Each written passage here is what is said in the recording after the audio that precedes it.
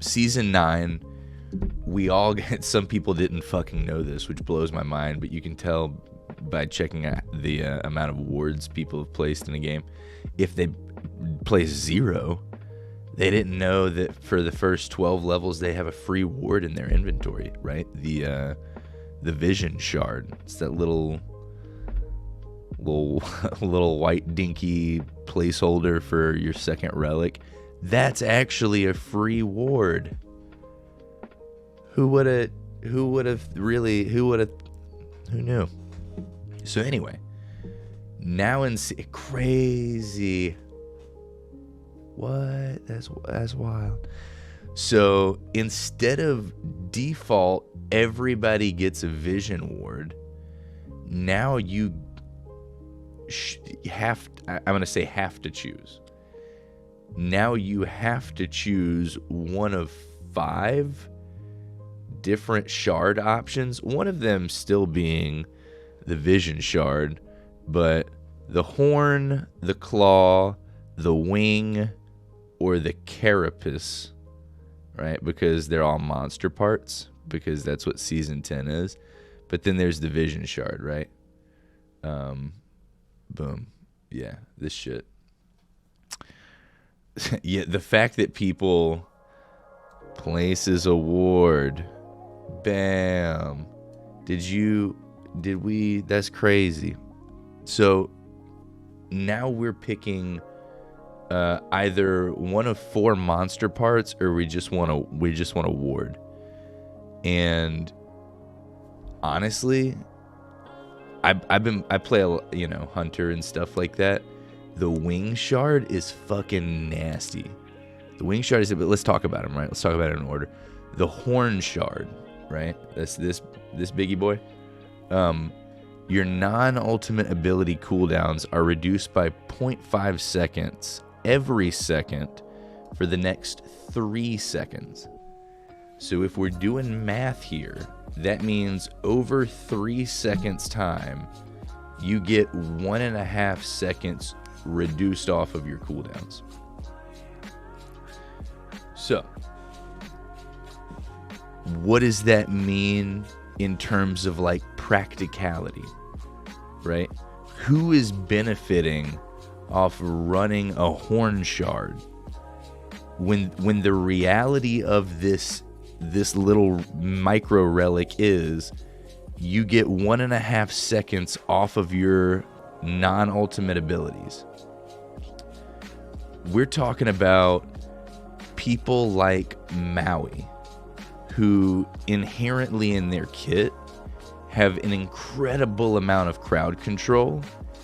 And if you were able to get another faster, even if it's this much faster, rotation of your abilities in, you could easily secure a kill, right?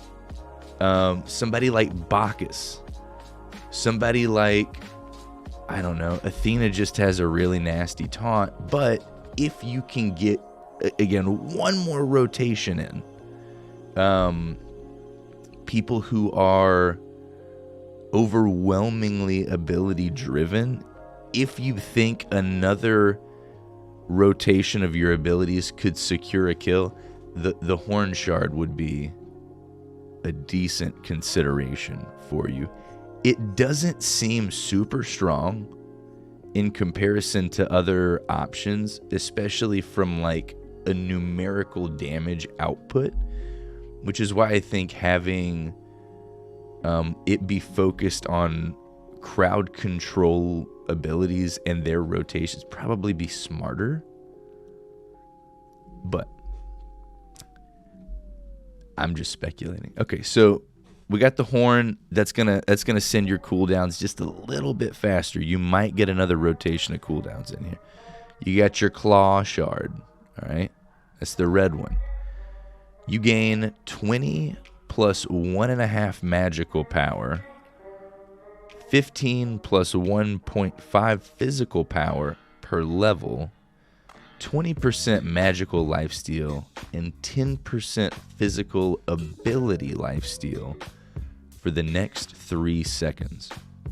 So, what we're looking at with the claw shard, and you're gonna have this right up until level 12 when you can upgrade it to your second relic, which maybe some people won't do. Do a kickflip. All right, you ready? Tech deck. I landed it. Did you see that shit? Hold on. I'll do it again, but a little closer. I did it. Did you see that?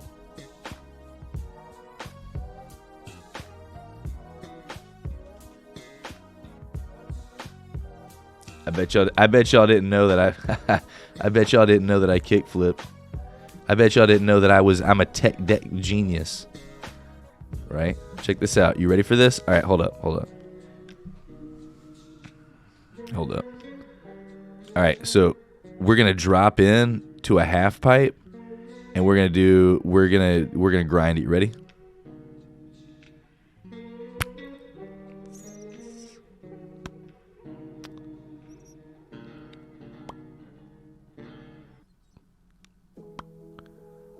Kickflip. Grab the board in the air. Curve out. That's it. Y'all ever seen some shit like that?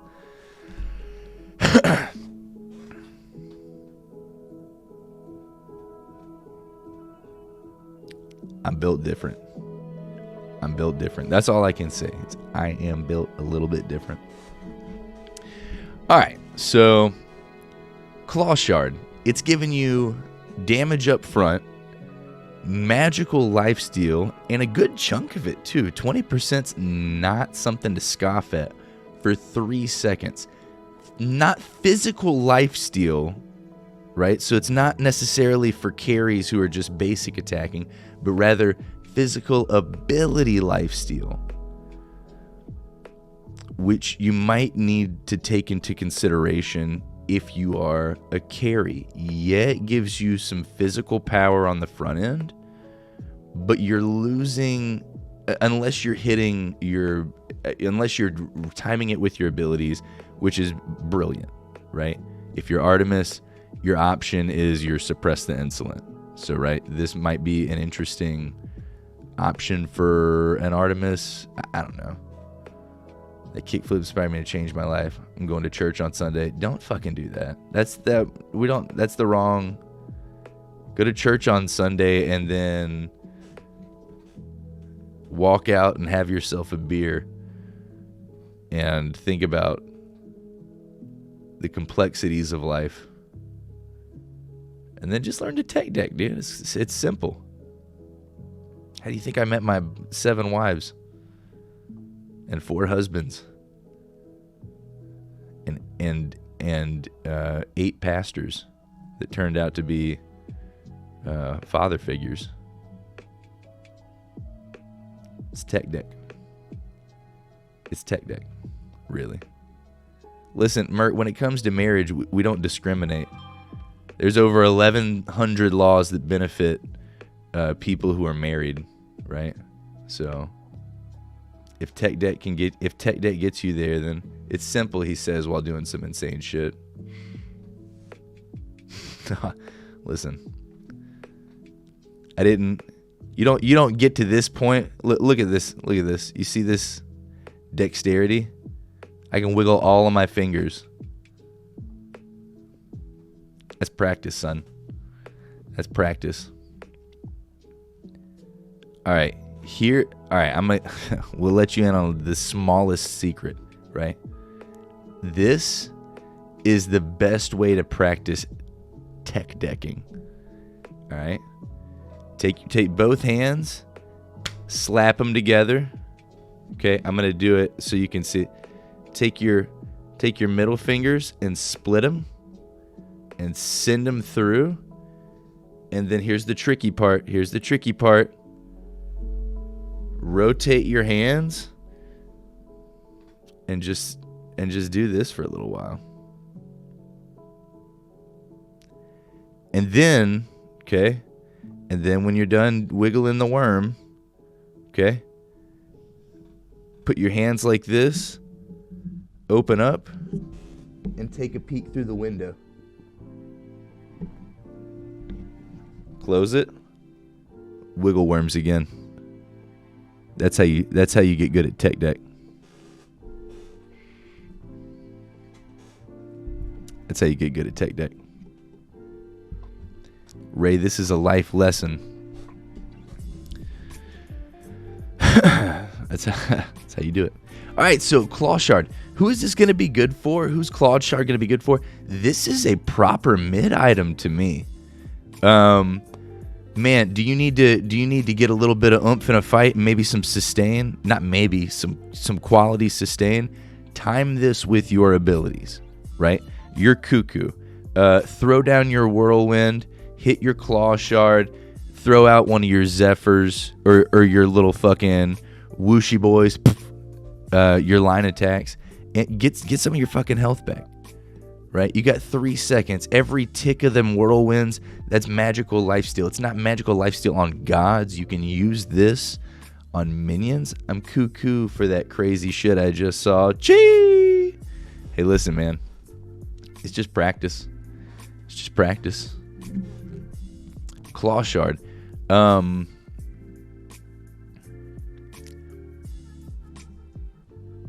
It's going to be interesting to see how this ends up balancing out on physical damage characters based on the physical ability lifesteal disparity versus the magical lifesteal. I mean, obviously magical lifesteal implies inherently Delmonica, hi. How are you? We're talking about tech decking and the secrets of being sick at it.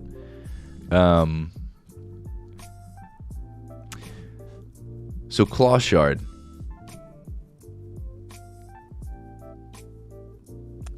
Claw Shard. It looks really geared for the mid fights. You know, for when things get dicey or for when you really just need a quick burst of sustain. I would imagine off of the minion wave would be, I mean, if sustain's the name of the game, then that's going to be your go-to. Anyway, Claw Shard's looking like a mid item specifically.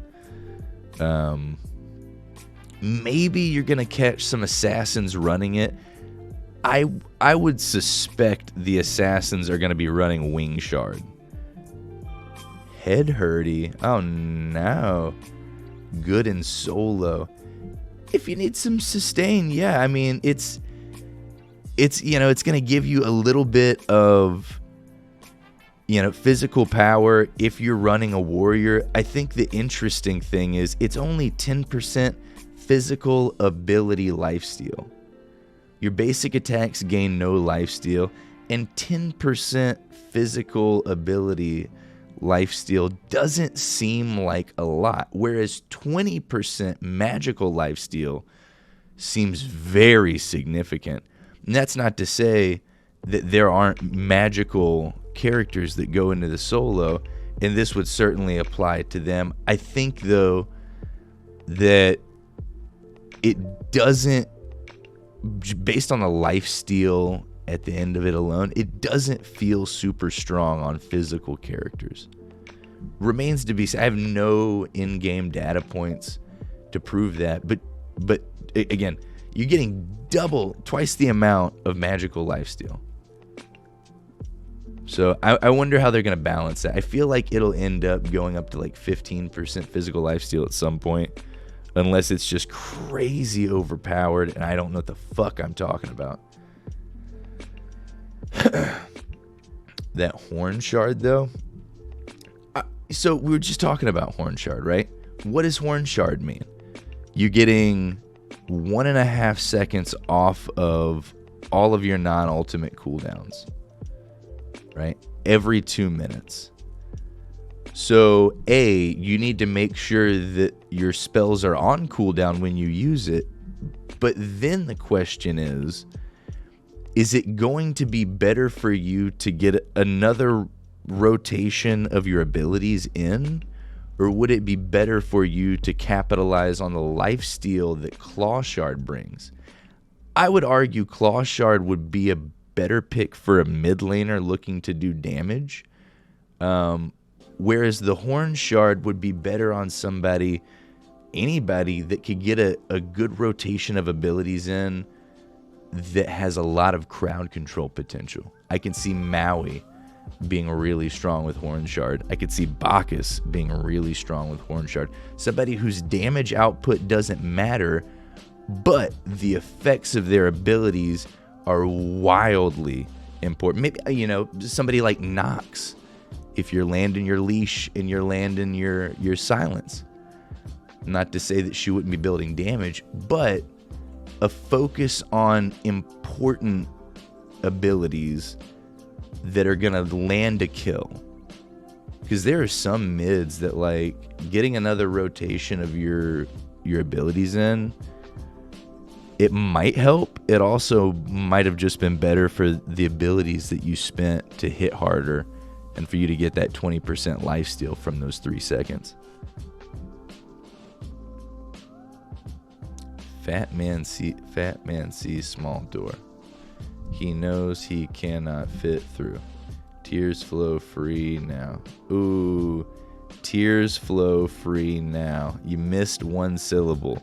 That was very close to a haiku, but a haiku it was not.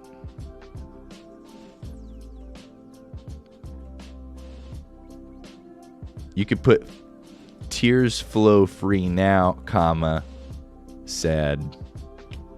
That's it. There's your haiku. All right, so Claw Shard got potential in solo lane, got potential in mid lane.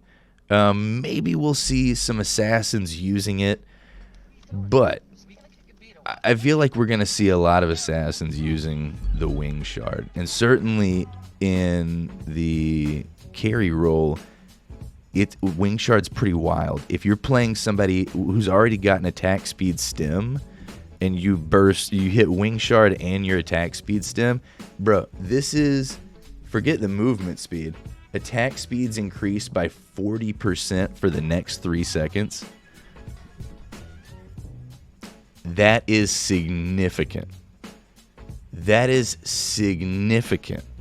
If you're playing somebody like Izanami, whose auto attacks go through minions and there's really no stopping it. If you're playing somebody like Ishtar, who doesn't have a cap on the amount of enhanced auto attack she has, but rather they're on a timer, this is significant, right? If you're playing anyone, again, with an auto attack speed stem ability, Artemis, Rama,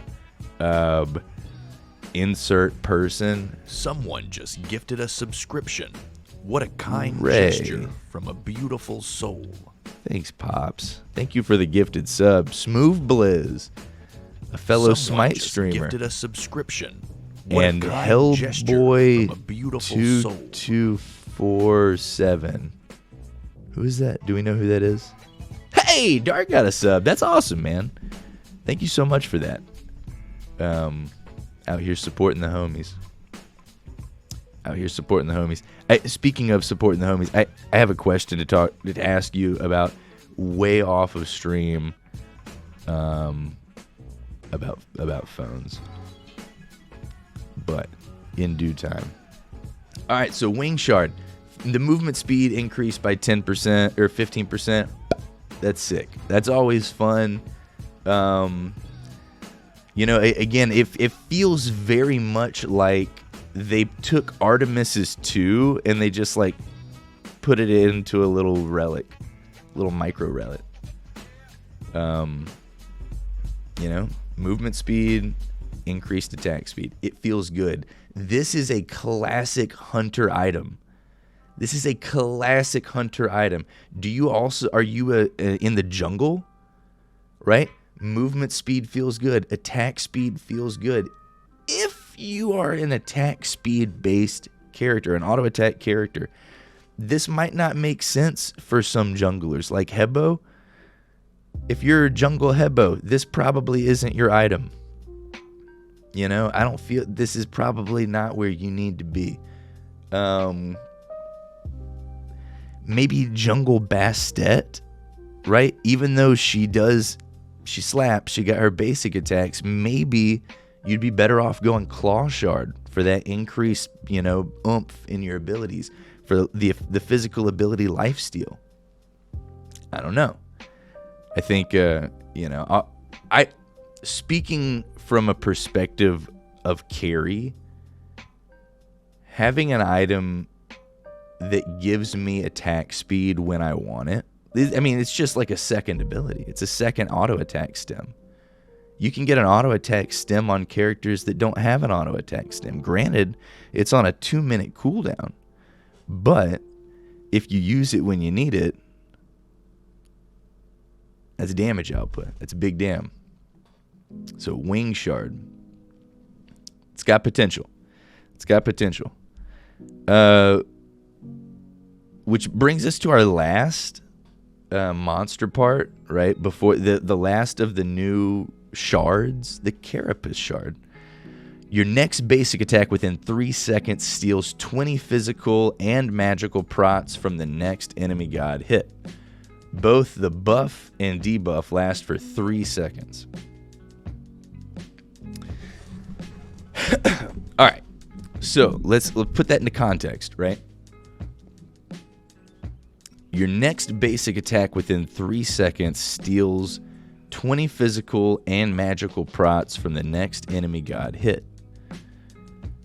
So 20 prots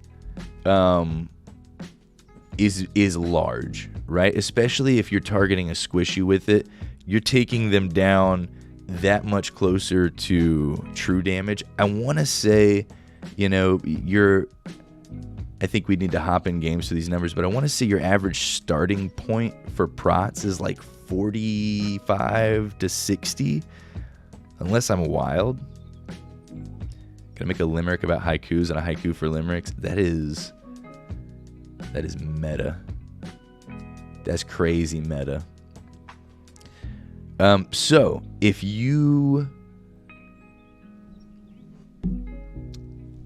this doesn't scream specifically support item to me, however, it does scream support setting up a kill item, right? Because this is a flat pin reduction, right? Basically, if you think about it from what you're giving to the team for 3 seconds after you hit this person, you're giving your team plus 20 flat pin to that one person, right? And that's a lot. That's going to make your hits feel fucking different. Now, as a support, getting those protections is going to feel good too, because that means, boom, you've basic attacked them, and for the next 3 seconds, you're in the shit with just a little more prots. In early game, 20 and 20 is not insignificant. I think most items that are giving you both kinds of protections at tier 3 are giving you 30, 35 of both, right? So that's like a rockin' tier 2 item. A tier 2 protection item for a couple of seconds. And a really significant prot debuff. However, that window of time where you gain that buff and they get the debuff is really short. I mean, 3 seconds is not a lot of time. So if you're going to be playing Carapace Shard, because you have to activate the ability, if you're going to be playing Carapace Shard, you would do well to be in comms with your fucking people. Unless it's the middle of a team fight and everybody's already going, and then you hit it. If you're trying to get an early minute gank, or you're just trying to line it up with your jungler coming in, or even with your carry, you think you have an opportunity to press out. It's not something that I would just like hit and then hope the people around me are smart enough to know what I did. Especially since we're just dipping into the season. Like right now, a lot of people are doing the public test realm. A lot of people are trying these items out, but I think just a little bit of casual analysis and realistic thought about where it's going to be most useful is going to be helpful. So I would love to see like a Kepri or a Maui running Carapace Shard. I would love to see, I don't know. I would love to see some junglers running Carapace Shard. I think that would be really sick. You run in, punch them in the face, take their prots, they have less prots, and now you rip into them. I could see junglers running Carapace Shard all day long now that we're talking about it. It feels like a little micro Nemesis ult. Can I say that? I think Nemi ult has a slow, but I mean, you steal protections and you take them. Yeah, so this is a micro Nemesis ult. I think if you could, this would be dirt nasty on Nemesis, right? She jumps in, she hits her with her ult, right? Then hits it with the Carapace Shard. So many prots stolen and reduced, and just rips into her.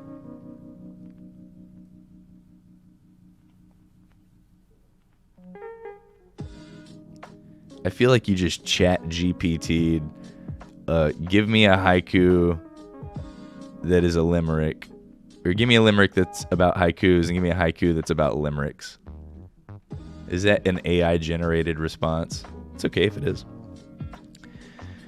So, what are these micro versions of? Carapace Shard feels like a micro Nemesis ult. Okay? But you have to land a basic attack.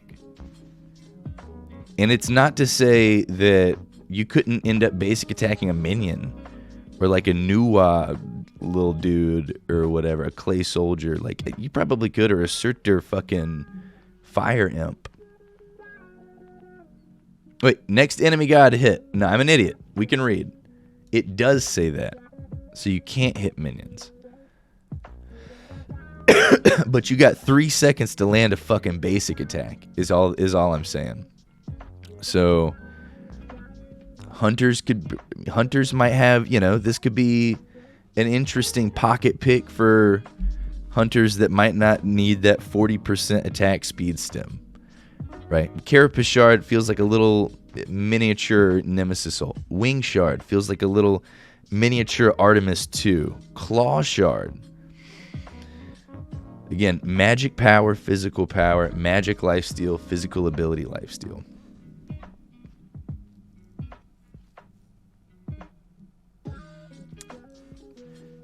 It's going to be really interesting to see where this ends up. It is going to be really interesting, and we've only talked about 4 items so far, to think about what having an item like this is going to mean for the solo lane. Are we going to see more Guardians up in there?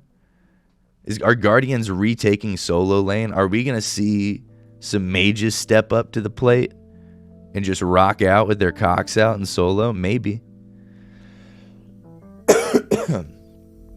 And then Horn Shard. Again, I really feel like this is going to shine on people that have an impactful kit that they can find a great deal of use from another rotation of. And I think that it's going to be difficult. It's going to be difficult to make use of 1.5 seconds. I mean, really what we're talking about is condensing 4.5 seconds down into 3. That's what's going to be happening. So, the question then really becomes, what do you gain? How do you make it the most impactful to gain 1.5 seconds? All of your non-ultimate abilities need to be down when you use this. And they need to have some sort of just kill securing impact. Now, you know, if we're talking, I would imagine that people that are stance dancers, this would also benefit them from. So, tier being able to switch back and forth a little bit faster might benefit from this. Maybe, probably. Tiamat, if getting another rotation of attacks is going to be that impactful, maybe that's good for Tia. Maybe Uller with all of his 6, right? It's going to be interesting to see how impactful 1.5 seconds is. Because that's not a lot. But there are plenty of times where all you might need is 1.5 seconds.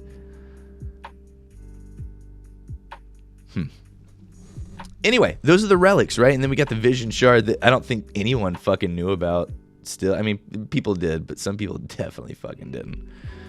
But it's still there, unchanged. So, Season 10, big changes for items in Smite. I think over the years they've tried to expand the item tree to make it more dynamic, to make more viable build paths. But in adding so many items, some inevitably got lost in the meta and were underutilized. Some items were so powerful that they were overutilized. And what ended up happening, I think, much to the chagrin of Smite players everywhere, where some hybrid builds came out that just felt unfucking stoppable. Unstoppable. Raid boss Raven felt unstoppable, right? Hades felt unstoppable. King Arthur, at times when not played by me, felt unstoppable. So anyway, Hi-Rez, in their infinite wisdom, decided to remove hybrid items.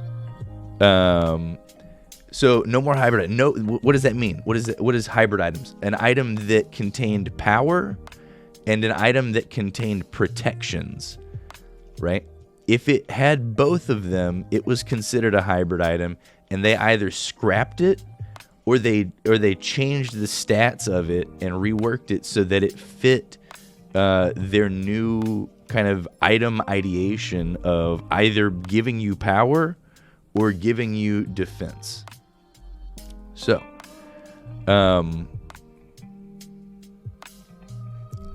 they're really trying to make people focus on not necessarily getting to the hybrid identity through just building a multitude of hybrid items, but rather getting to that identity with items that everybody might purchase too. Like, rarely did you see mages or ADCs purchase hybrid items because they couldn't really risk the damage output expense that purchasing those things could, whereas warriors could kind of freely build into them and just run amok without worrying too terribly much about losing damage output. So anyway, they've removed some items. They've literally culled entire item trees, and they've reworked some of our old favorites. All anti-heal items, I think, in an attempt to get people to purchase them more consistently, now have an additional passive effect, which I think is fucking sick, right? So some of our favorites are coming back even stronger, even slappier, right? But some of the trees they removed: Imperial Helmet Tree, Magic Power, Fizz Prots, Enchanted Buckler Tree, Fizz Power, Magic Prots, and the Shuriken Tree. Physical Power, Attack Speed, and Crit Strike. I think a lot of people are sad to see the Shuriken Tree go. I don't feel like they gave any viable anti-heal items in place of Shadowsteel Shuriken, and they just reworked Wind Demon into another item entirely. So, no more. Bye-bye Shadowsteel Shuriken. What does that mean for carries in terms of anti-heal? You got Toxic Blade and you got Brawler's Beatstick. As far as I know. Anyway, item trees. Right here is just a list of kind of where their thought process was for it, and how they grouped them together. For example, the Mace Tree, Physical Power, Physical Prots, or Physical Pin, the Katana Tree, Physical Power, Movement Speed, the Morningstar Tree, Physical Power, Mana, so on and so forth. Here are the removed items. And we'll just soak these in for a second. So sad about Shadowsteel. Probably one of my top favorite items. Shadowsteel was a slap attack item. Shadowsteel was delicious. But because it became integral to people's builds, and not building it was like really gimping yourself in boxing matches, you know, I think that they're trying desperately to break the predominance of cookie cutter builds throughout casual Smite. Like, if you don't build this, you're fucking yourself kind of build. And in doing so, they're trying to revitalize old items' identities, and they're trying to give some new items a shot. So, things that I'm sad to see go. Voidstone, rest in peace. Shifter's Shield, rest in peace. Ratatoskr, he's going to go crazy with this one, I feel like. Book of the Dead, rest in peace. Right? Hide of the Urchin, rest in peace. What a cool fucking item. Ikavale, you can actually rest in fucking pieces, you piece of shit. Ikavale was awful. This item made boxing as a hunter feel so fucking one-sided. It, like, nobody really wanted to build it, but if you did build it, you're a turd sandwich, and fighting you was no longer fun. Because it stole your attack speed and gave it to the other guy, and was just generally a douchey item to have. And really, we can give some F's in chat and a nice gamer salute to this legend of an item, Shadowsteel Shuriken. Every time you crit somebody, you applied a 40% anti-heal debuff. What are we gonna do? Anyway. Hybrid items reworked. Items with both power and prots, commonly referred to as hybrid items, shown to ultimately not align with what players or designers want for Smite's item system. So they basically said, get the fuck out of here. Get out of here. Here is all that they want you to take away from this. In 10.1 Smite, there will no longer be any tier 3 items that provide power and protections, and therefore the following items will see significant reworks, and the rest were removed. All right. I'm delighted by this. I am delighted by this. Delighted. What I hope this means is that in support builds, we'll see them look into a power item. Maybe one for shits and gigs, maybe even getting a Divine Ruin because it's beastly. Anyway, Druid Stone rework. So Druid Stone, prots and health. Stone of Binding used to exist as a standalone tier 2 item, the last of its kind.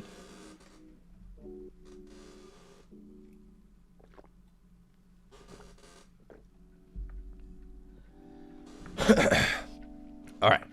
So, Stone of Binding. It's got some good stats, 40 Fizz prots, 40 Magic prots, 250 health, which isn't really on... It's not anything to scoff at, right? That's a nice amount of health. It's not on the higher end of health for an item, right? It's kind of on the lower end, but it's not bad. But good protections, okay? And both kind, but the passive is important, right? And fundamentally, I don't think the passive has changed. It was like this as a tier 2 item. I just think the stats that they have assigned to it are more in line with a tier 3. But the passive is successfully hitting an enemy god with a crowd control ability will place a debuff on them, reducing their physical and magical prots by 5 plus 1 per level for 5 seconds. Alright, so for numerical ease, if we are hitting a level 10 enemy with a crowd control ability, we're talking a slow, a snare, a root, a stun, a mez, fucking anything that's a displace, a knockback, anything that is a crowd control ability, you are placing a debuff on that person, reducing their prots, both kind, by 5 plus 1 per level. So if they're level 10, that's 5 plus 10. So 15 of their prots flatly reduced for 5 seconds. If they're level 15, that's 20 of their prots. If they're level 20, that's 25 of both of their prots taken away for 5 seconds, right? If we think about the Carapace Shard, that little miniature Nemesis ult, right? Your next basic attack reduces enemy protections, both physical and magical, by 20, and steals them, gives them to you, but for 3 seconds, you can start to see that if you were to line up Stone of Binding and that Carapace Shard, this isn't percent pin getting taken away. This is flat pin. So you could, through Stone of Binding and Carapace Shard and Nemesis ult, really get somebody close to getting true damage, especially their squishies. So all the Nemi out there, I challenge you to go Carapace Shard, to go Stone of Binding, and let me know how your ult feels. Ult somebody, it applies a slow, so it procs Stone of Binding, you're percent pin reducing, you're also reducing with Stone of Binding's passive, and then if you have Carapace Shard because you're that confident, bam, hit him with a Carapace Shard, and you have very drastically reduced somebody's protections likely to like 10, 15. You're hitting them so close to true damage. But this is one of the things that I think Season 10 brings, and it's got me exciting, is now people are going to, in an ideal world, be thinking about maybe building some defensive items into their build and not going straight power, right? I'm not saying you need to build Stone of Binding on Nemesis, and I'm not saying that it's OP, but I'm saying if you look at the passive, right, and you think Nemesis's ultimate, I'm pretty sure it applies a slow, it does damage, and it steals a percent of the target's protections.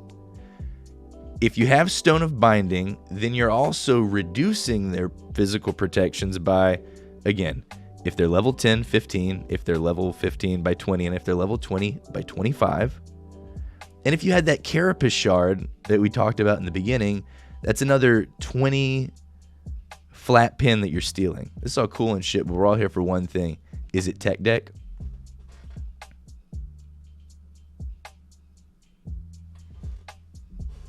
Nope. So Stone of Binding. Stone of Binding is something that I think is worth a look. And I'm not saying just Nemesis, right? I'm just thinking of different offensive people that can make good use of this. Think about Maui, who's constantly hitting crowd control, right? He's hooking people. He's landfalling people. He's jumping off the sun on people. His passive is a pullback, right? Somebody like Bacchus, who's burping on people. Somebody who's jumping on people, whose ultimate is a fucking acid trip, right? All of these, reducing protections flatly is smart. And this isn't limited to one god like the Carapace Shard is, right? Who you have to basic attack, that's a one god. Or Nemesis' ult, which is one god. If you burp on people as Bacchus, everybody that you burped on has their prots reduced. Everyone you jump on has their prots reduced. And that helps your team secure kills. That helps your team shred things. Yeah. Oh, and we honestly, Bacchus is worth a talk about now because drinking his fucking alcohol heals him, which is an effect that he's never had before, which means that Mail of Renewal, Shield of Regrowth, the one that gives you speed when you heal yourself, is going to be nutty fucking bananas on that boy, but we'll get there. We'll get there. Stone of Binding is going to be sick. Stone of Binding was a really good early item, but because it existed as a tier 2 item, kind of fell to the wayside. People wanted stronger stats quicker, and the value of prot reduction, I think, fell to the wayside. So, anyway, shields reworks. None of the shields have power on them anymore. Right? None of the shields have power on them anymore. And these shields can be purchased by guardians. I think they can be purchased by anybody. There's no more like magical restrictions, right? Because they had physical power on them.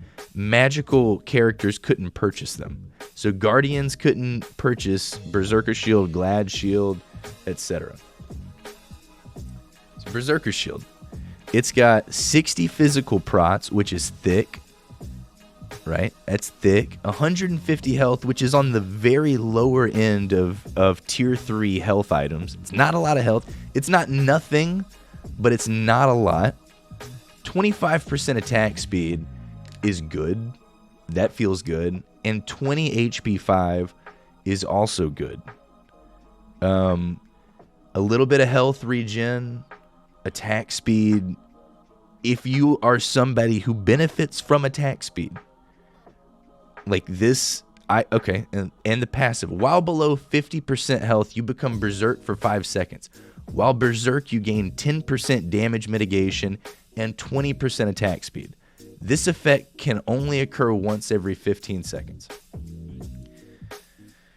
So I was mentioning, I hope to see more offensive players building defensive items intelligently, right, when they need them in their builds, and not just going for a flat cookie cutter build.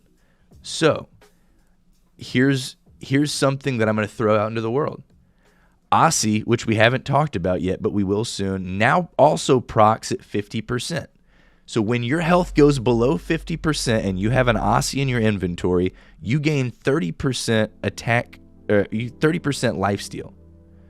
So if you also have a Berserker Shield and you dip below 50%, which is when this activates, not only do you get 30% lifesteal, but you get 10% damage mitigation and another 20% attack speed. So the move very well might be to go Aussie Berserkers as a carry so that you have a little bit more, a decent amount more sustain in fights. But the trade-off is that you get absolutely no physical power from the item. Is it worth it? It very fucking well may be. it very well may be worth it. It would be worth it to see if Berserker's Aussie is a broken combination, because they both activate at the exact same time. At the exact same time. So we got Gladiator Shield. Glad Shield, a classic warrior item. Because of the passive, it would... we'll get there. We got 50 prots on it, 150 health, again, kind of on the lower end of the health scale. 25 HP 5, a little bit more than Berserker Shield. 10% cooldown redux, which I believe was always there, which feels good on a lot of everybody. All right, and this season it's worth mentioning that warriors, over the course of their 1 through 20, get a free 10% cooldown reduction. So warriors only ever need to build 30 CDR to hit cap. Think about that. So the Glad Shield passive, when damaging an enemy god with an ability, you deal an additional 15 plus 35% of your protections from items and abilities. Can only trigger once per enemy per ability. Subsequent hits on the same target do half the bonus damage for the next 3 seconds. So what does this mean? Guardians, all right, because there's no physical power on it, Guardians can purchase this item. And the passive, I'll read it again. When damaging an enemy god with an ability, okay, you deal an additional 15 plus 35% of your protections. All right, so this isn't like from protections from items and abilities. So if you have abilities that bolster your protections, then you're doing that much more damage. All right, so anyway, that adds an entire new layer of damage into a support's kit, right? Bacchus, who is constantly burping on people. You're gonna bolster my protection? Wink. Bacchus, who's constantly burping on people, right? Jumping on people. Kabrakin's Trimmers is gonna be a real motherfucker to deal with. You know, Maui's everything. Just, if you are a thick fucking tank and a guardian, and you also want to put damage numbers on the field, you can now. And you should, probably. Right? Remember, though, you're doing damage, but the trade-off is you're getting one kind of prot and not a lot of health from it. So if you're going to build a damage item, this was probably the one for you. You don't even really have to build damage to do extra damage, because the damage that you're doing from Glad Shield is coming from your prots. It's not coming from your power. So it would be smart as shit for all supports now to just go heavy protections and then throw Glad Shield in there and just fucking donkey on people with your abilities. Geb's gonna do a lot of damage now. Bacchus is back, baby. He never went away, but Bacchus is... all these items are so wild. All right, Frostbound Hammer. This item was a giant piece of shit for a while. So it used to be that every single basic attack applied a slow to somebody for like 2 seconds or 1.5 seconds or long enough. It sucked. If you had somebody basic attacking quick on you, you weren't getting away. All right, they've changed that a little bit. They've changed it a little bit. Physical power, right? You got 30 of it. Not a lot, not a little, right? It's you're doing something. 350 health. Right? Remember, the Glad Shield is like 150. Right? What was Glad Shield? 150 health. Berserker Shield, 150 health. Frostbound Hammer, 350 health. That is thick. That's a big fucking number. It's not the biggest, but it's a big number. Okay? 20 HP 5, 15 MP 5, so a little bit of regen for both of your bars.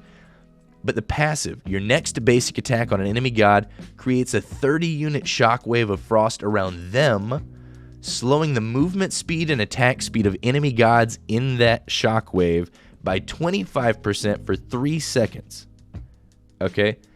So instead of it being annoying for one person, it's annoying for a group of people around them, so great in team fights, but it's not spammable anymore.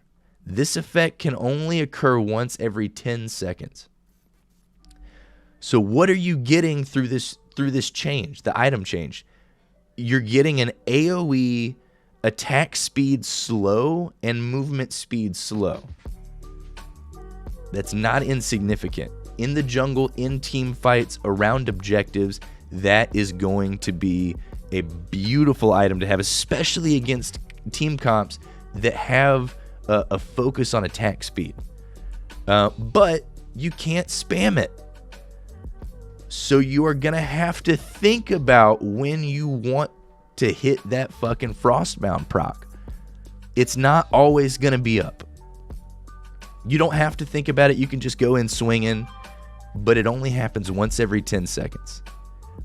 But it will happen. And 30 units isn't insignificant. It's shorter than the distance of a normal basic attack by about 25 units. So it's about a little more than half the distance. A little more than half the distance of a normal basic attack. So like a Maui basic attack, if that means anything to anyone. A little bit further than that. So Frostbound Hammer, gonna be less annoying in the long run. Like characters like Kali, Bellona, fucking Erlang Shen aren't gonna be able to abuse this so hard. But it will have its place, especially in team fights. I would love, love, love to see some warriors picking this up and really making good use of it.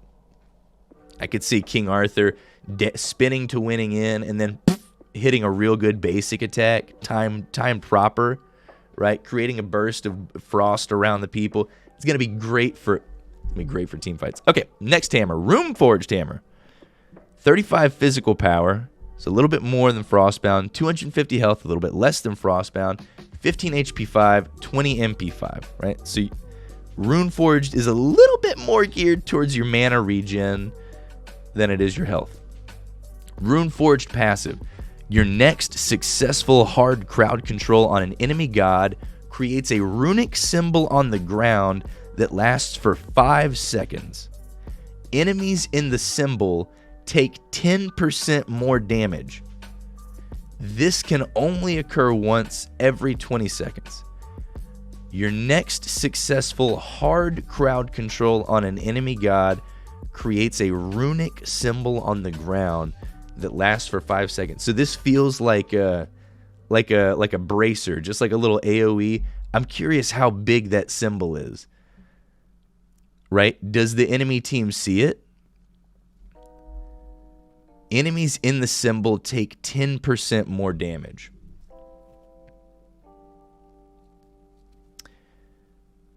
"10% more damage." You have to know Zeus is staring at the screen watching you, wagging his head. "Zeus, my boy. Oh, what a good guy. Oh, was a good boy. Hey, that big old boy. Oh, man. He's looking good. He's a good guy." So, questions I have that aren't very easy to address right now because we don't see this in action. How big is the rune that's on the ground? Is it the size of a little neath thing that she has to burst? A weave, a world weave? Or is it big like a bracer? How big is the rune? 10% more damage. Enemies in the symbol. This has to be big, man. This has to be a big AoE thing, or else it's going to be tough as shit. But adding 10% damage is significant. And think about that stacking with a spear. Somebody's using a spear of the magus, which I think adds 15% damage. So if you could stack a Runeforged Hammer passive and a Spear of the Mages, that's 25% more damage, and that's just enemies. That's not enemy gods. So in theory, you could use this on a Fire Giant to burn it 10% faster. Just thinking, right? Just thinking. They're specific with their wording. Enemies in the symbol take 10% more damage. I'm thinking, well, okay, you have to employ it off of an enemy god, so it wouldn't be an easy thing to use for objective burn, because your next successful hard crowd control on an enemy god creates a runic symbol on the ground. All right, again, I'm thinking, if you're trying to build an offensive item and you want to benefit the team, the questions you need to ask yourself are, do I have hard crowd control output? How much of it do I have? How easy is it to apply consistently? And is my team going to be following up consistently in the area that I'm attacking? Right? Because this is something you're putting on the ground and assumedly fighting around. You don't want to be applying a hard crowd control on a chase and then the fight happen way far away from where the fuck this is going on. So there's a lot of, I'm confused, not confused, but I want to know some details about this. How big is the area? Is it big? If it's a big area, then this could be a really good item. All right, moving on. So we got CAD Club. Used to be CAD Shield, right? As far as I know, it's the same shit. It's just a bonus healing aura, right? People like Chalk were rocking out with their cocks out. That was a good one. Who else was using CAD Shield? Who else was using CAD Shield? Chalk, and he's the only person that's ever used it. This is a specifically Chalk item. No other gods ever used CAD Shield. All right, so beyond the reworked hybrid items, we're getting into the anti-heal items. Sorry this is taking so fucking long. Fuck it, I'm not sorry. I like talking about item analysis. We need to learn this stuff, right? We need to learn this. And if you're not interested, that's okay. You can just watch this later.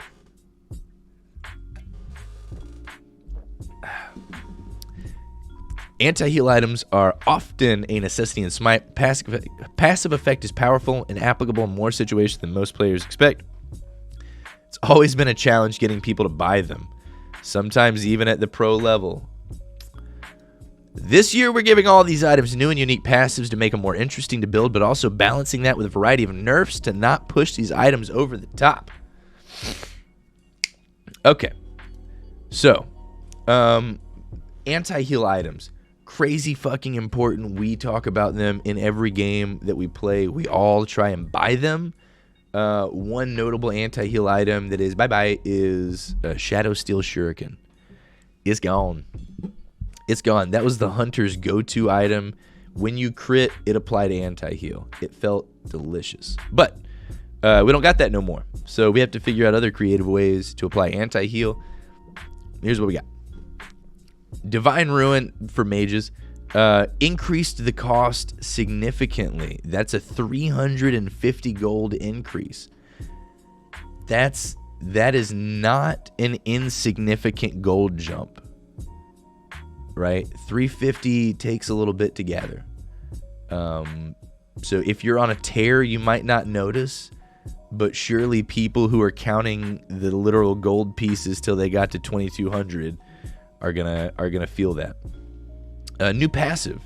So in addition to the anti-heal that Divine Ruin applies, the new passive is, enemies hit by your abilities have 40% reduced healing for 5 seconds.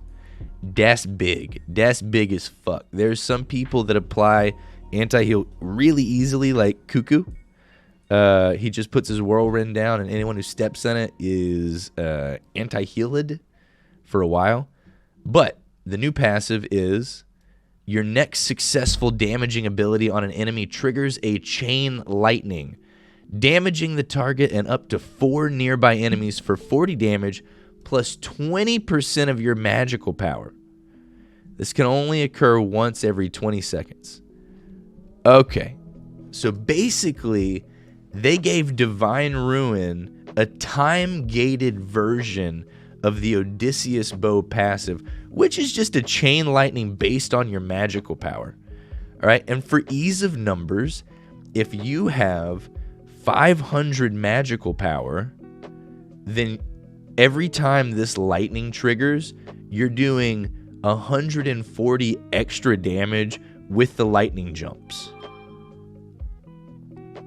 If you have 1,000 magical power, then you're doing 240 damage with each of the lightning jumps.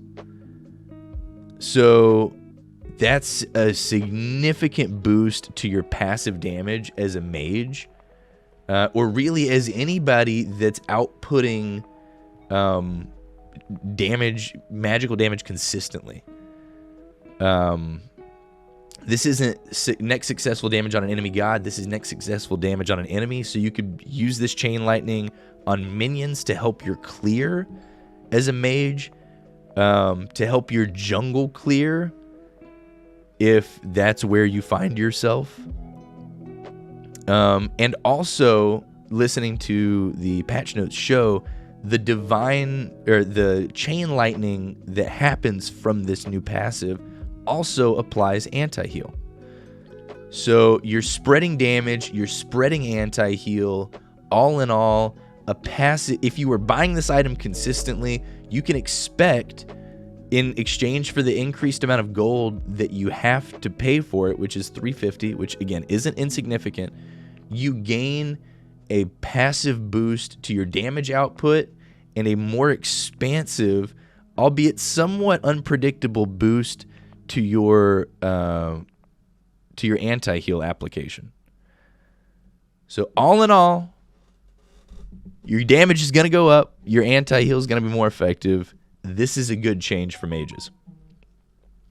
We got Brawler's Beat Stick next on the list, right? Brawler's Beat Stick, classic anti-heal item for physical ability applicators, AMC, Bastet, any assassin really. Some hunters, Chiron felt good with it. Scotty felt really good with it. Beat the stick out of that brawler. You mean you're going to beat that brawler stick? All right, so it also caught a little bit of an item increase to its price, $250, down from Divine Rune's $350 increase. Anyway, Brawler's Beat Stick. Enemies hit by your abilities have 40% reduced healing for 5 seconds. That's your standard anti-heal. That's nothing new. The new passive, getting a kill or an assist on an enemy god, creates a field that provide allies within it 10 power plus 2 per level. This effect can only occur once every 10 seconds. Okay. So we'll run through that again. Getting a kill or an assist on an enemy god creates a field that provides allies within it 10 power plus 2 per level. All right. So 10 power plus 2 for level. For ease of numbers, let's say at level 10, it would create a field that would provide 30 power to your people in it. At level 10, 30 power. At level 20, that is a field that is worth 50 power. Okay? So, you know, what does that equate to? What is 50 power? 50 power is most power items. Not magical power. Magical power items typically scale a little bit higher. That's on the higher end of most physical power items. Swedco, yeah, that's right. I actually need to call him up and send him some. They might be out. But So who is Brawler's Beat Stick going to benefit the most? It's going to benefit your physical characters just based on item power scaling, although not exclusively, right?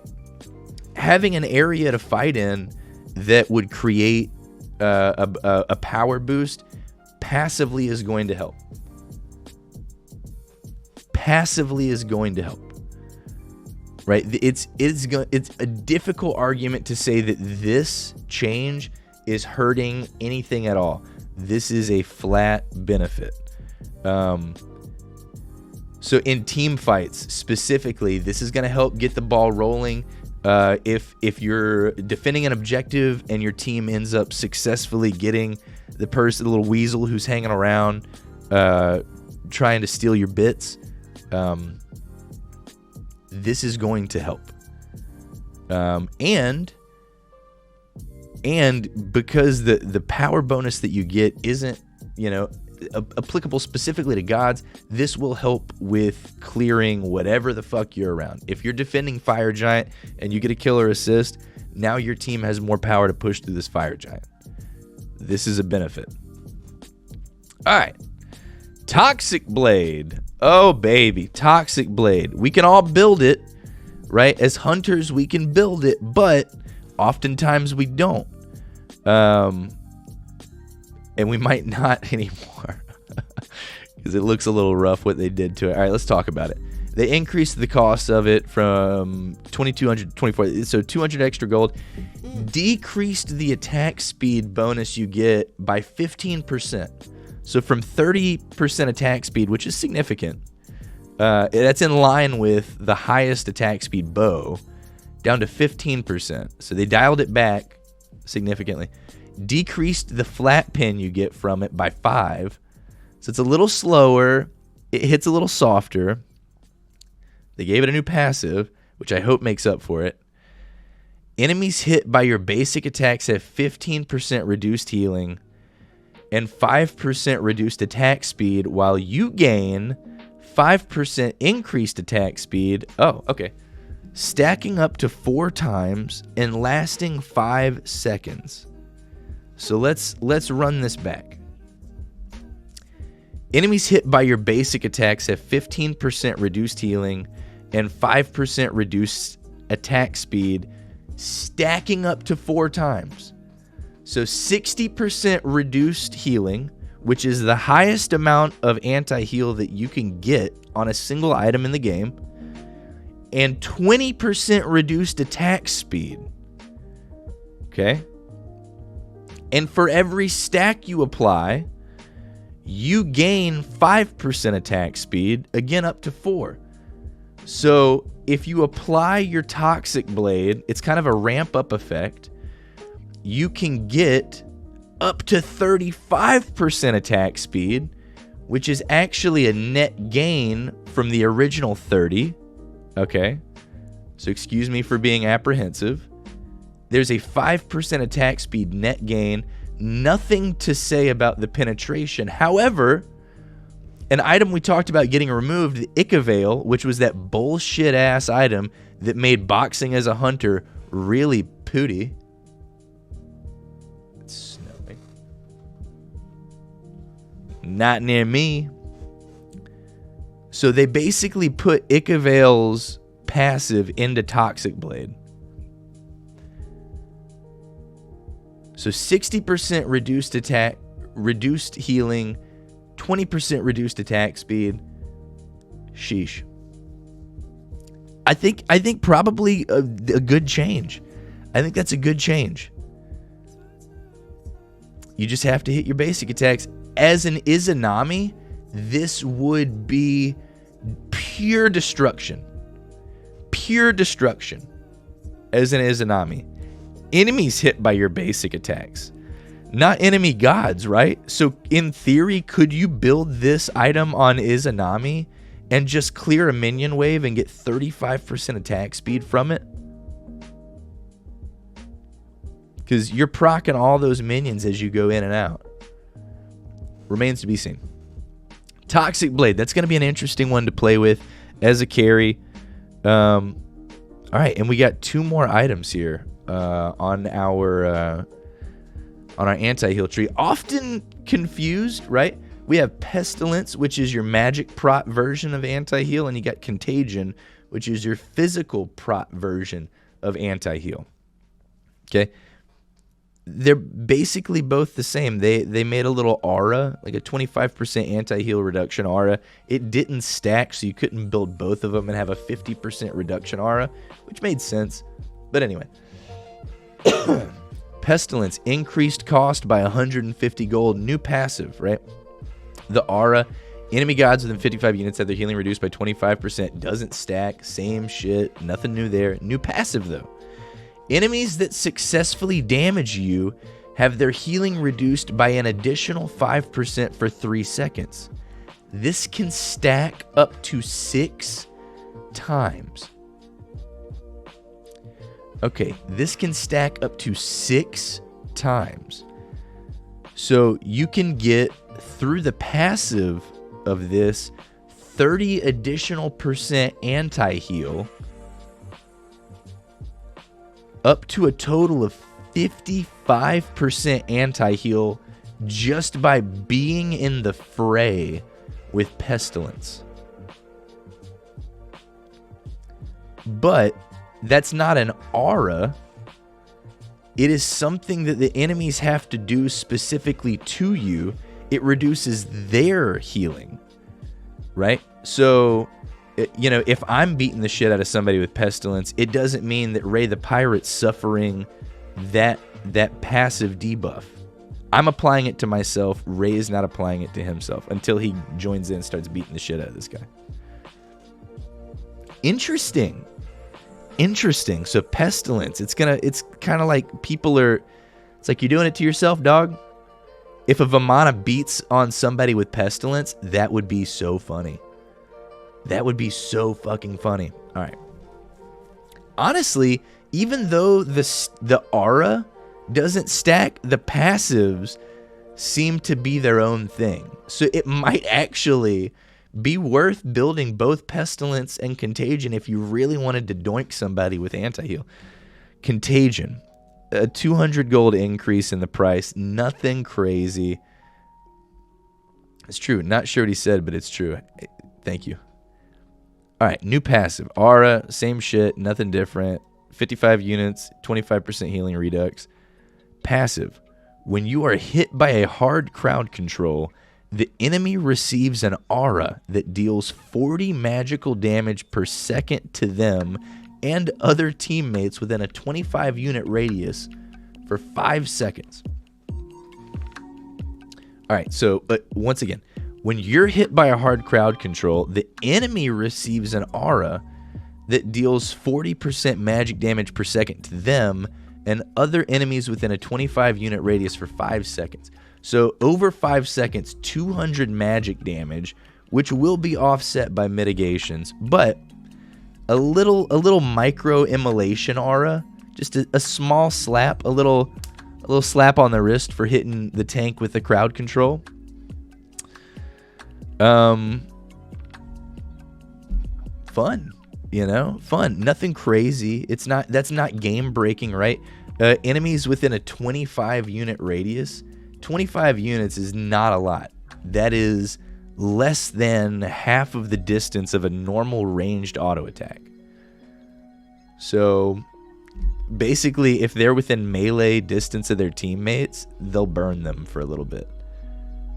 So we're talking about jungle fights, a lot of jungle fights, small corridor fights, not well thought out team layering, and just kind of, you know, being really tight.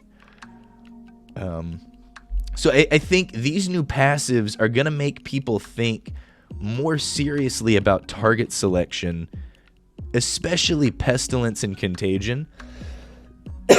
You see a tank building Contagion, probably try not to hit him with the crowd controls, because you will hurt yourself doing that. You see somebody building Pestilence, maybe you shouldn't be basic attacking the shit out of them, or hurting them at all, if you value your healing done. So, But that's it for anti-heal items. Those are all the anti-heal items in the game. Contagion, Pestilence, Toxic Blade, Brawler's Beat Stick, and Divine Ruin. These are our options. No longer do we have a Shadow Steel. It's not in here anymore. It's not around. We just have these guys. And they will suffice for now. I'm really eager to see how Toxic Blade plays into different people's builds. Especially when Aussie starts to become a meta item. Anyway, we're here for some additional items. These are items that weren't getting a lot of love and just kind of needed to see... they needed a glow up, right? They needed a little makeover. They needed something that was going to get people to more seriously consider them as viable options, and hopefully we'll see them popping up in some more builds. Additional items reworked, right? In their words specifically, a few items had interesting yet flawed passive effects. These were often too selfish or persistent and did not leave much room for balancing. We're adjusting these items to have more impactful passives, either by making them more intense or by making them apply in more situations. All right. Yeah, Sweet Meow, a.k.a. Benny, a.k.a. the cat who you can't touch too many times without him trying to fight you. All right.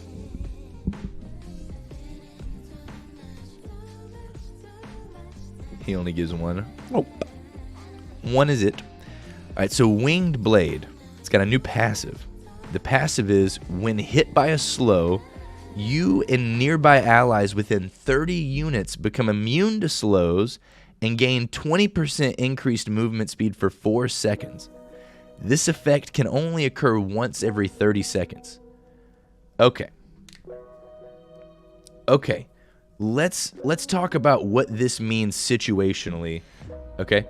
Aside from the stats that the item provides, the passive is, when you are hit by a slow, as the holder of the Winged Blade, you and allies within essentially a melee's distance around you become immune to slows and gain 20% increased movement speed for 4 seconds. Slow immunity for 4 seconds plus 20% zoomies. Your skin is so clear. Thank you.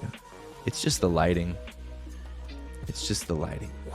Or are you talking about it being translucent? Because that's also true.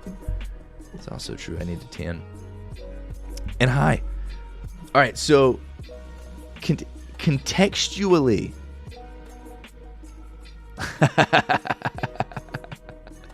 Both. Fair. All right, so I'm AMC, right?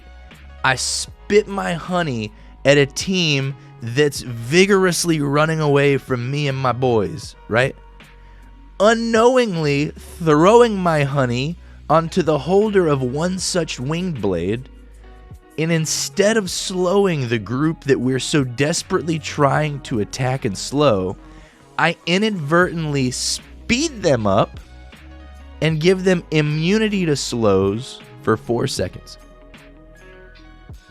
Winged Blade is going to make AMCing hurt a lot. A lot of these item changes are going to make AMC feel very sad. Because that's all my honey is a big old slow.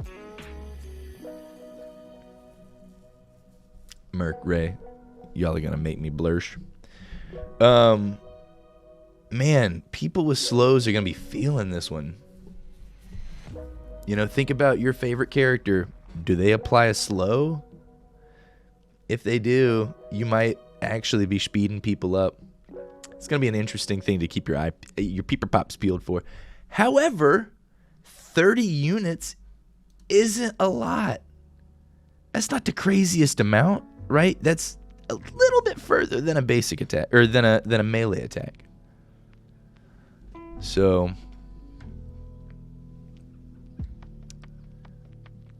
interesting one to keep your eyes peeled for. Gem of Isolation. This used to be the magical movement speed reduction one. I don't know know why more people didn't play it. It seemed a little OP. It's got a new passive. Enemies hit by your damaging abilities will move 30% slower for 2.5 seconds. This can only occur once every 10 seconds. Blue steel. Just like that. Blue steel. I practiced forever. It's a right turn. You ready for Tiger? Just like that. So enemies hit. I think they just increased the amount of slow applied to enemies. But enemies hit by your damaging abilities will move 30% slower for 2.5 seconds. I can just imagine cuckoo tornadoes just ruining entire team fights because everyone has sticky feet. I bet you didn't know I had looks like that, right? Magnum, ooh, we can't. Not on stream. It's so powerful it breaks things. Gem of Isolation. It can only occur once every 10 seconds. I want to say the old passive had reduced movement speed penalties based on like AoE spells and stuff. I think now it's just like, hey, if you get hit by a magical spell, that's 30% slower to you. So would that proc Winged Blade's effect? I think so. Because you're applying a slow, which in turn would activate Winged Blade. Listen, it's all making sense. It's all making sense. All right, Spectral Armor, classic anti-crit item. If you saw there was a Mercury on the other team, if you saw in Season 9 in the last phase, for the last month and a half or two, any carry, you're probably going to put some Spectral Armor on, right? The meta for carries used to be Death's Toll, Devourer's Gauntlet, Shuriken, add your last couple of two, right? So crit right off the rip for almost everybody. So Spectral Armor, classic anti-crit, increased cost by 200 gold. We got a new passive, right? You take 40% reduced bonus damage from crits. That's the same. The new passive. When you are hit by a critical strike, you and allies within 55 units take an additional 5% reduced bonus damage from critical strikes, stacking up to 4 times and lasting for 8 seconds. 55 units is the basic attack range of every carry. Sans Heimdall, weirdly enough, I think. It's like 56.5. Weird fact that Delmonica brought up. Anyway, for whatever fucking reason. So weird. So 40% reduced crit damage off the rip. And then the potential to take another 20% reduced damage from crit. So up to 60% reduced damage from crit. And an aura that you give to your allies that provides what was half of the amount of Spectral Armor just to yourself. This is huge. The implications for this change are huge. No longer does everyone on your team need to seriously consider getting a Spectral Armor. Now one person, in theory, can kind of shoulder that responsibility. They need to be good at getting hit by the crits, though, to give your allies that aura. You have to be getting hit. So it may very well still be worth it to warriors, to anyone who feels under threat by a critical strike build, to build this. That's 60% reduced crit damage. That's huge. That's fucking crazy. I mean, this item almost makes crit builds a gamble. This item, if there's no crit on the map, no worries. But boy, would this item really fuck up a team comp built around crit. So Mercury beware, right? Mercury fucking beware. All carries beware. We're going to have to find a new carry item meta, because if we lean too heavily into crit, there is an easy, effective counter for an entire team. For an entire team to get this. Stat-only reworked items. So these are different, more pronounced passive. Stat-only reworked items. As we rework hybrid items, we need to stop and take a look at all of the items in game. Such a core change to the stat spread of items, creating a ripple effect that needed to be addressed. The item tree goals section described above is what led to these changes in this section. Okay. So Demon Blade is now Wind Demon. Breastplate of Regrowth is what Shield of Regrowth was. All right, so this is big again for Bacchus. So it moved to the Breastplate tree from building for renamed Breastplate of Regrowth. 2,100 gold, 55 prots, 300 mana, all the same shit. Passives unchanged. The passive though, applying to people that heal, and Bacchus's Drink from the Jug now healing him means that he will proc this every time he drinks, which is something he does consistently to maintain his passive anyway. After healing yourself from an ability, you gain 30% movement speed, 15 physical power, and 30 magical power for 4 seconds. It can only occur once every 10 seconds, but that's 40% uptime of moving 30% faster. If you're hitting your ability every 10 seconds or so, as Bacchus drinking constantly. So, as Bacchus now, you could drink from your jug, which inherently gives you a little bit of prots and stuff. Drink from your jug, heal yourself, get 30% increased movement speed, and 30 magical power, which is just going to make your subsequent series of attacks hit even harder. Breastplate of Regrowth, aka Shield of Regrowth, is going to be so fun on Bacchus. Bacchus has so many new items that are going to make him feel so fun. And the change to his drinky jug thing is the entire reason this one's going to have any effect whatsoever. So the Lotus Sickle, this was the Lotus Crown. This was if you here's the passive. Any god affected by your ability heals gains 15 physical and magical prots for 5 seconds. So if you're healing somebody, but an ability heal, so not like Yamoja's basic attacks, but like an ability heal, like Baron's heal, or like Yamoja's heal if she hits you with it, or Ra's stepping into the glow. All of that is just increasing prots. And 15 and 15, it's not a huge amount, you know? It's not a huge amount, but it is half of some tier 3 items. It's not nothing. So anyways, you know, if you're a healing support, something to consider.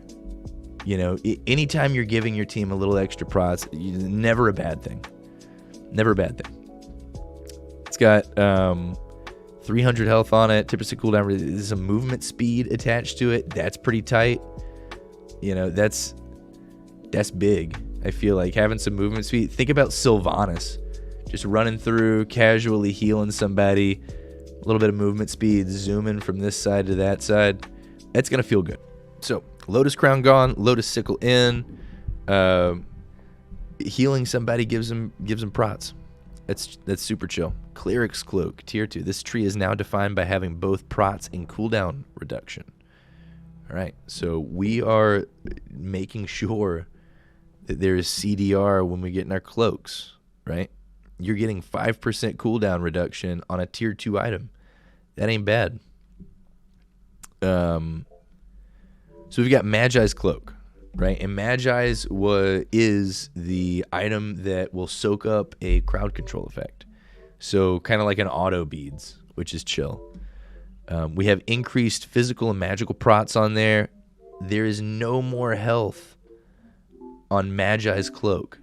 So double the protections, taking away the health, adding 10% CDR. Okay. So a shift away from prots and health and a shift into more prots and a little bit of cooldown reduction. Not bad. So the Morningstar Tree, we're talking about Transcendence, Dominance. We're talking about Hydra's Lament. Has taken away mana per 5 and added mana. So no more mana per 5, just a little bit more mana. Hydra's Lament, straight down to that tree. No more MP5, just a bigger pool of items. And now we have new items. So this is exciting, right? We have new items entirely. These items we've never ever did seen before. So we've got the Cyclopean Ring. Okay, Ring of Hecate gone. This is the Mage ADC ring replacing the Ring of Hecate. Hecate. It is the first Mage ADC ring with cooldown reduction. A stat spread those gods have never had before on a single item. Has a passive that deals more damage to high hit point targets, giving Mage ADCs a new way to be better at shredding tanks. Finally, tank shred on magical ADCs. That is right. We're talking about taking a keen size and we're talking about making it translate to Mage ADCs. How are they going to do it? Thank you for your subscription to my channel. Clean banger. The depth of my gratitude is Thanks for the immeasurable. sub, buddy. And hi. Hello, my wonderful friend. So it's got 80 magical power, and we were talking about scaling. Magical power scaling on items typically is bigger than is bigger than physical power items. So what does that mean about 80 magical power? That's not on the upper end. It's not the most power you can get on an item. It's also not the least power you can get on an item. That's a middle of the road kind of Goldilocks amount of power. 25% attack speed is always good. 10% cooldown reduction feels nice. We love our cooldown redux. The passive. Your next basic attack against an enemy god deals bonus magical damage equal to 8% of the target's maximum health.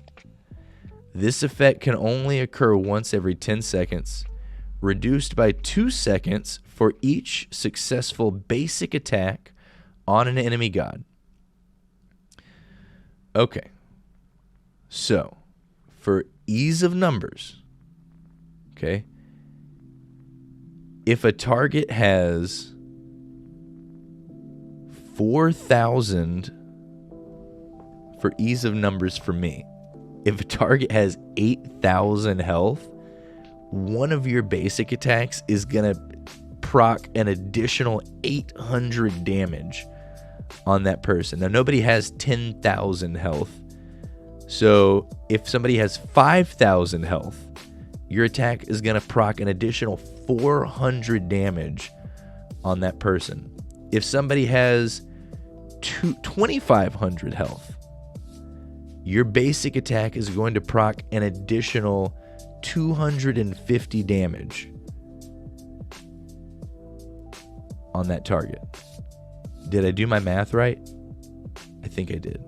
800, 400, 200 damage. I did my math right. So we're talking about on your average health gods, right? Let's say 2,500 health is pretty low. You're doing an extra 200 damage to them on your basic attacks once every few seconds if you're hitting consecutive basics. Like, let's say you're Oleron. Boom, you hit him with one basic attack. Okay, it can't occur for the next 10 seconds except for one basic attack, two basic attack, three basic attack, four basic attacks in the span of 2 seconds that connect, and now you've got your passive again ready because it's reduced by 2 seconds for each successful basic attack. So in theory, every 2 to 3 seconds, if you're yamming on somebody, you could proc that extra damage. And if they're a look, if they have 200 or 2,500 health, they're a squishy. That's a squishy target. That is your carries. Those are your mages. Those are your assassins. So numerically, this is going to be an interesting item to see how it plays out. We're going to see Souls benefit from this. We're going to see Oleron's benefit from this. Poseidon's going to benefit from this if we start to see a little bit more ADC or attack speed based Poseidons. This is going to be interesting. Paired with a Polynomicon, I think that the two could really make for some explosive basic attacks. So Cyclopean Ring, pretty cool. Poseidon, yeah, he's going to feel it. So next item, this is something that I'm really excited about, and I think maybe it's gone under spoken of. The Tablet of Destinies. We lost Book of the Dead. Oh, Ray, I see all that. I see it. It's snow rain. Snowing. You right. We lost Book of the Dead. And Book of the Dead was a shield based off of your magic or your mana pool whenever you drop below a certain health threshold. So really, really nice on big mana pool mages. But it's gone now. So bye-bye. Now we have the Tablet of Destinies, right? This new core mage item is designed to diversify builds and compete with old staples. It also makes mana valuable for mages and features a new stacking style based on god combat. Okay. So it's pretty expensive. 2650 plus 90 magical power. Again, not the most power you can get in an item, but a little bit more than the last item we discussed, which, right, the Cyclopean Ring, which has 80. It's a good Goldilocks amount of power. It's not on the lower end. Have 150 health, which is somewhat of a benefit. That's on the lower end of health bonuses from items, but it isn't nothing. So you're getting a little bit of health, and you're getting 300 mana. That's a pretty fat little addition to your mana. The passive on this is wild. Your next successful damaging ability on an enemy god grants a stack of wisdom. For each stack of wisdom you have, your abilities deal 0.08% of your max mana as true damage to the enemy gods. Now, true damage is a pretty fucking crazy concept, because true damage means it looks at your protections as having 0 and 0. It will do as much damage as it's supposed to do always to every person.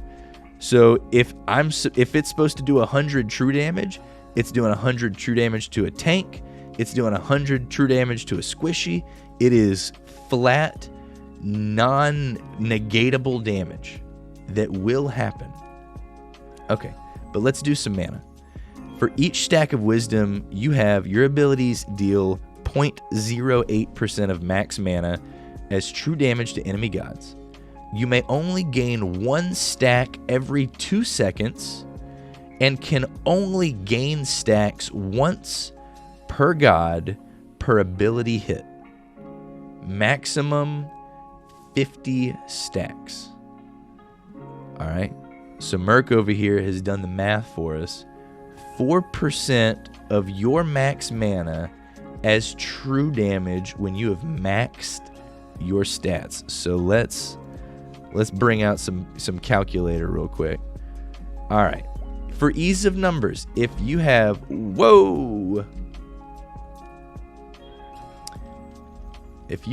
3,000 mana, which is a decent pool of mana, and you're doing 4% of that, you're doing 120 true damage on your abilities.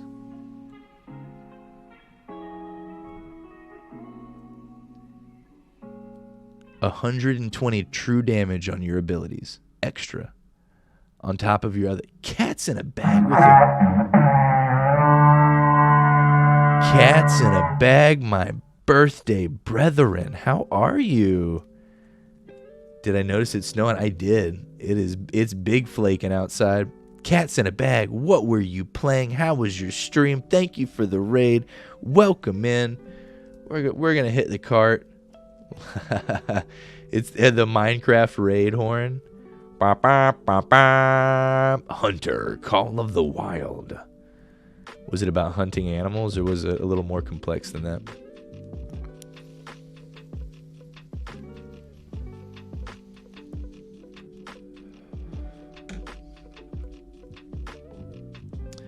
I shot a moose with a bow. Did it go down? Did you get it right in its moose heart?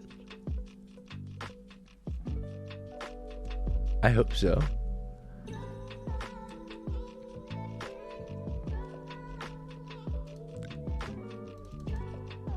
Now, if you have, let's say you have 4,000 mana, again, you're hitting 4% of that. That's 160 true damage. Listen, all I'm saying is big mana builds. This item right here, in its lung, it went for a bit, but it dropped. Yeah, it's tough to breathe when your lungs deflated. It's tough. It's tough being a deflated balloon. So we're here, cats. We're doing a pre-season 10 Smite item review, because there are a lot of. You got one in the heart last night. I thought it was such a sick shot. I'm gonna have to go back and watch this VOD and see what this is about. Is this a free game? Where is this? Xbox Game Pass? Anything like that? Game Pass. Gee. Cats in a bag. We have a Java Minecraft server. If you're ever interested in playing, you don't have to. Don't feel obligated, but do feel welcome. Yeah, we're just so we're in here. We're talking about items for Smite Season 10, Smitems, if you will. There are new items. There are items that are gone. I mean, this is a virtual entire overhaul of the game as we know it. Everything that we've been learning for the past year, toss it out the window. Not everything. Most things, though. Toss them out the window. We got to learn new items. We got to learn new passives. We got to learn new build paths. We got to learn new thises and new thatses. And we're here talking about them. Is what we're doing. We just reviewed the Tablet of Destinies. This is going to be a really badass mage item. It does true damage based on your mana pool, and I'm sure you know a thing or two about true damage. It is true, and it is damage. It's multiplayer. What do y'all gang up on animals? Gang up on Mises? All right, so here is an item that has me licking my fucking chops. Okay, the bladed boomerang. The map's massive. Up to 8 people can roam it at once. Interesting. So what if you come across another hunter? Can you blip on your people? Can you hope so? So the bladed boomerang. This is a new crit item that rewards players for being more actively aggressive versus other gods. We're especially cautious when creating new crit items, but we removed one and reworked another to no longer have crit, Atalanta's bow. So this addition felt balanced and necessary.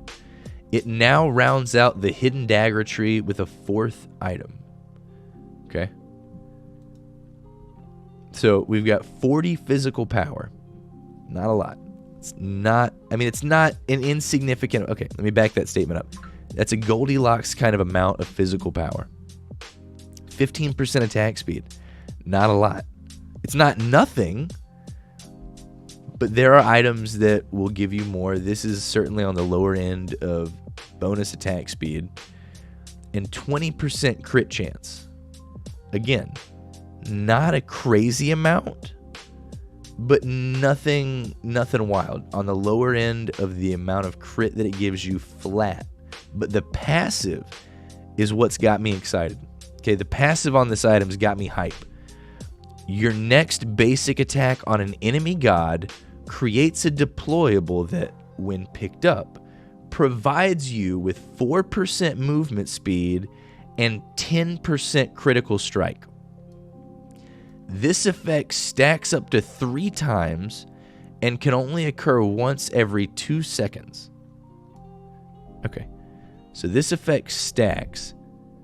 I don't know how long the effect is for, but to stack up to 3 times means you're getting 12% movement speed and an additional 30% crit strike, bringing the total amount of crit strike potential with this item, this one item on one character, to be 50% chance to crit.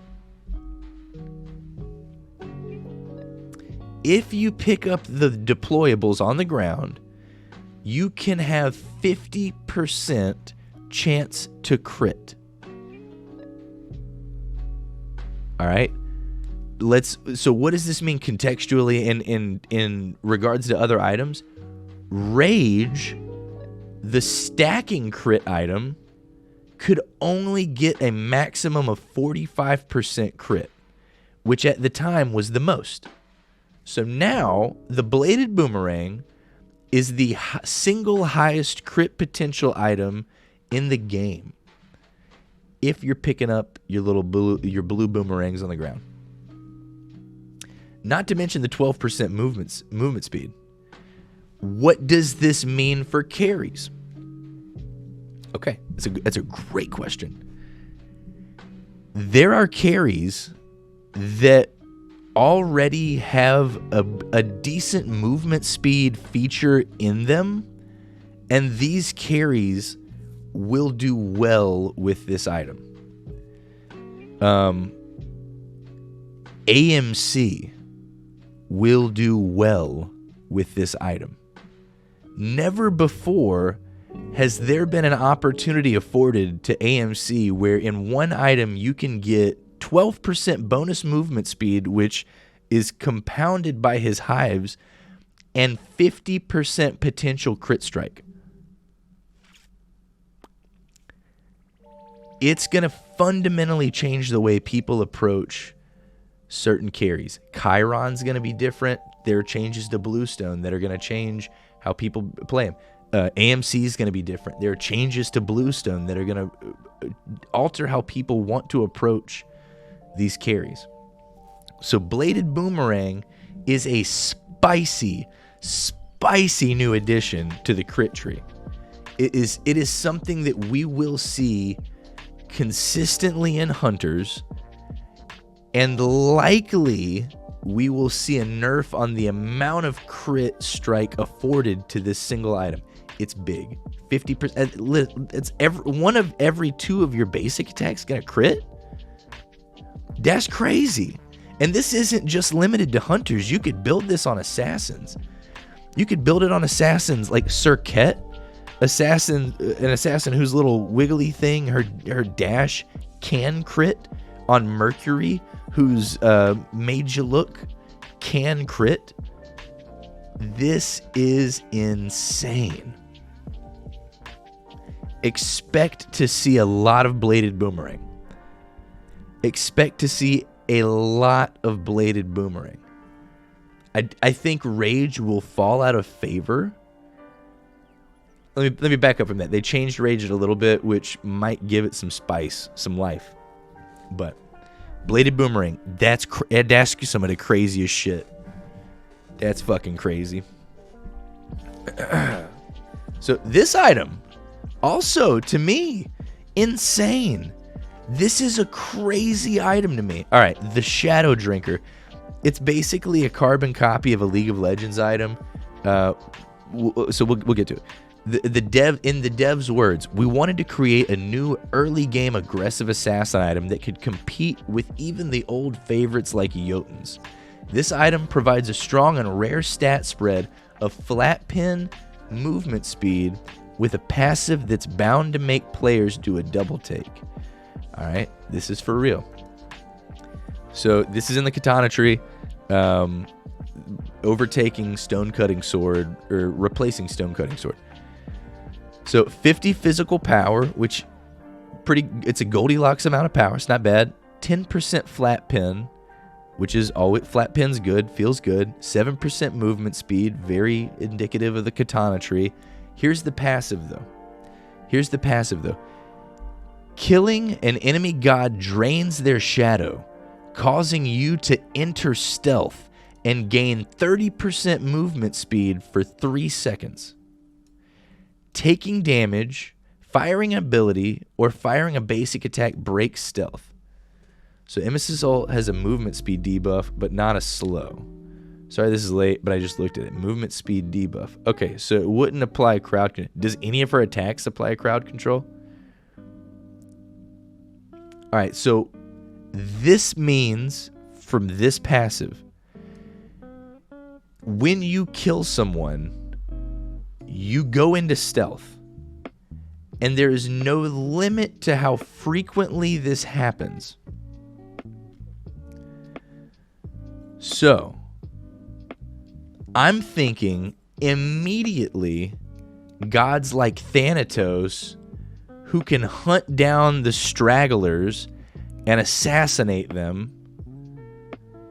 Her 2 has a slow. Okay, so her 2 procs Stone of Binding, and her ult steals protections, and the Carapace relic can do another flat pin steal. So I think Nemi with those 3 items is going to be OP as fuck, but it's going to take somebody smart to be able to pull it off, because really you're breaking away their protections entirely to try and get as close to true damage as possible. This item right here, not enough people are scared of this yet. Where does this not shine? Team fights. This doesn't do well in team fights, right? This isn't like you're going in and in the middle of the fray, you're getting your kill, and then you're invisibling your way out. There's oftentimes too much damage, too easily spread. You're gonna have the stealth break, right? Taking damage, firing an ability, or a basic attack. You can't do anything, right? You can't do anything. Maybe you could drink a potion, but that might count as an ability. Remains to be seen.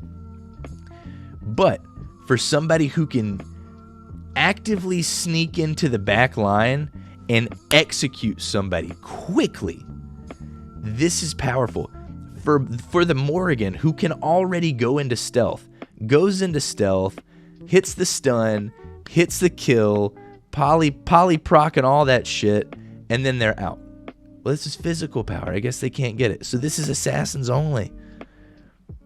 Assassins and hunters only. So anyway, not the Morrigan, but on people like Thanatos, on people like Loki already goes invisible, but he can go invisible more. I am terrified of the day when somebody can use this effectively.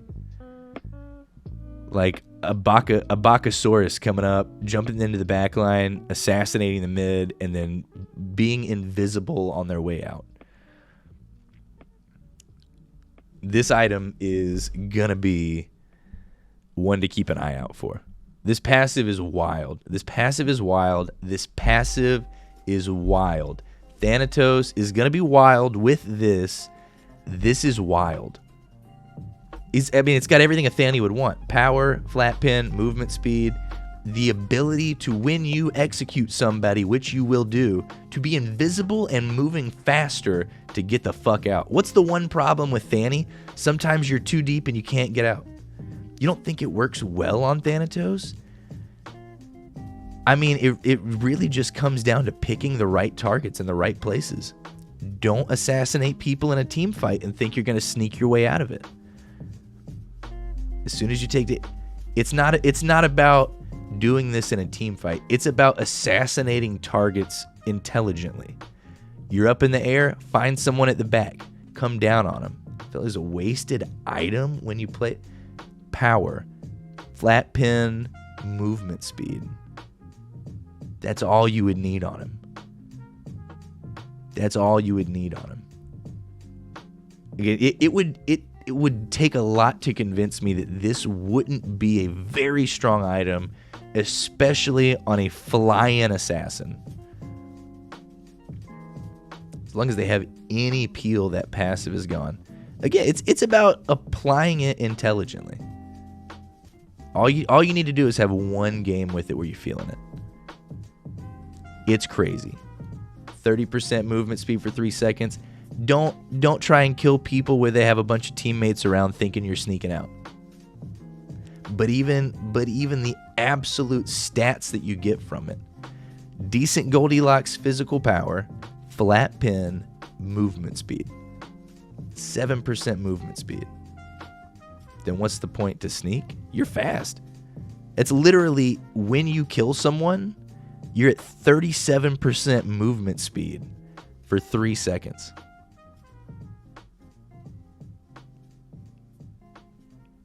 There's no enemies around. I mean, look, how many times have we been in a fight where our tanks are way too far up front, our squishies are in the back getting wrecked by people we can see? Just because you didn't have a good game on it doesn't mean this is not a viable item. Its entire purpose and intent is specifically for an assassin to go in, get a kill, and get out quickly. And effectively. I'm going to give it a shot, that's all I'm saying. Yeah, I think the one game on PTS server that didn't go well for you is probably not enough data points to say that it was a good one or not. I'm just saying I regretted buying it. Alright, so next one, the Dawnbringer, as I would call it. So, in the words of the devs, we got passive effects that trigger on ultimates are no longer confined to the Arthurian tree, which was Pridwin, which was Fail Not, which was Mirrodin Staff, which was another one, Erendite. So no more on ultimates in that tree.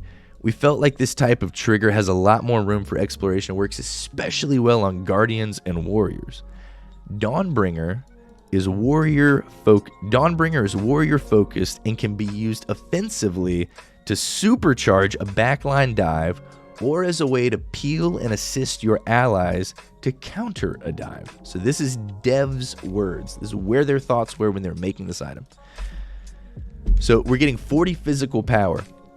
That's on the lower end of physical power you're getting from a tier 3 item.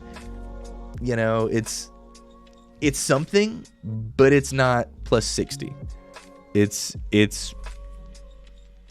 on that lower end there. 300 health. That's a decent amount of health. That's more than most items are going to give you. And 20% crowd control reduction. So crowd control reduction is a stat that not a lot of people actually put a lot of thought into, but something that makes the game infinitely nicer when you're going against a team composition that has a lot of crowd control.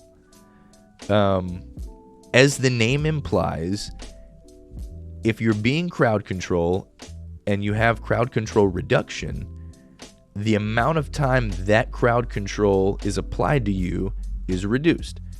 For ease of numbers, if you have 50% CCR, crowd control reduction, which I don't think you can get, but just for ease of numbers, and somebody does a 3-second mez on you, like a Kumbhakarna puts you to sleep, that's now a 1.5-second mez.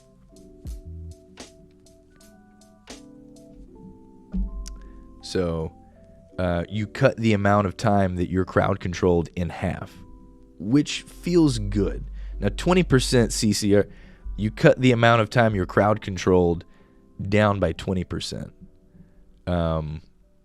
So if you're crowd controlled for 5 seconds on something, which is long, like you catch the very tail end of a big fucking huge Changa ult, instead of being down for 5 seconds, you're down for 4 seconds with just this measly little 20% crowd control reduction. But the passive on this is why I call this the Dawnbringer.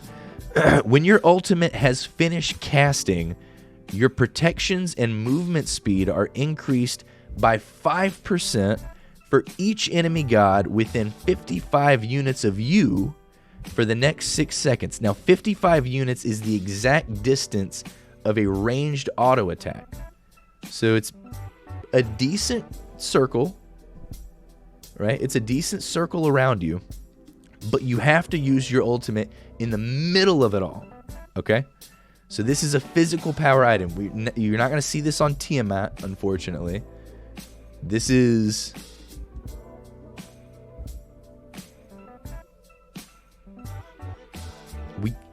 We're not going to see this on Guardians because there's physical power on it. So this is a warrior-specific feeling like kind of thing. Or some crazy assassins, maybe, if they're feeling sassy. But this is limited to people that purchase physical power. So when your ultimate's finished casting, your protections and movement speed are increased by 5%. Let's say you hit all 5 of them. Okay? So 25% movement speed increase and 25% protections. Not 25 protections, but 25% increased protections. So if you at least have 100 of each protection, that 25% increase is going to translate to 25 prots. Right? So if you have more than 100 prots of each kind, magical and physical, you're going to get more than a flat pin's worth amount of protections from that. That's going to be nice. Especially if you're a tanky warrior where that effect is going to be magnified. It's percent protections boost. So if you have 300 of each protections, you're going in the thickest, the tickest, big time tick time. It can only happen once every 30 seconds, but it also happens based on your ultimate. So I don't know that this limitation is anything more than just trying to make sure people don't spam this item in omnipotence. I don't know anybody that has a ultimate that comes up faster than a half a minute.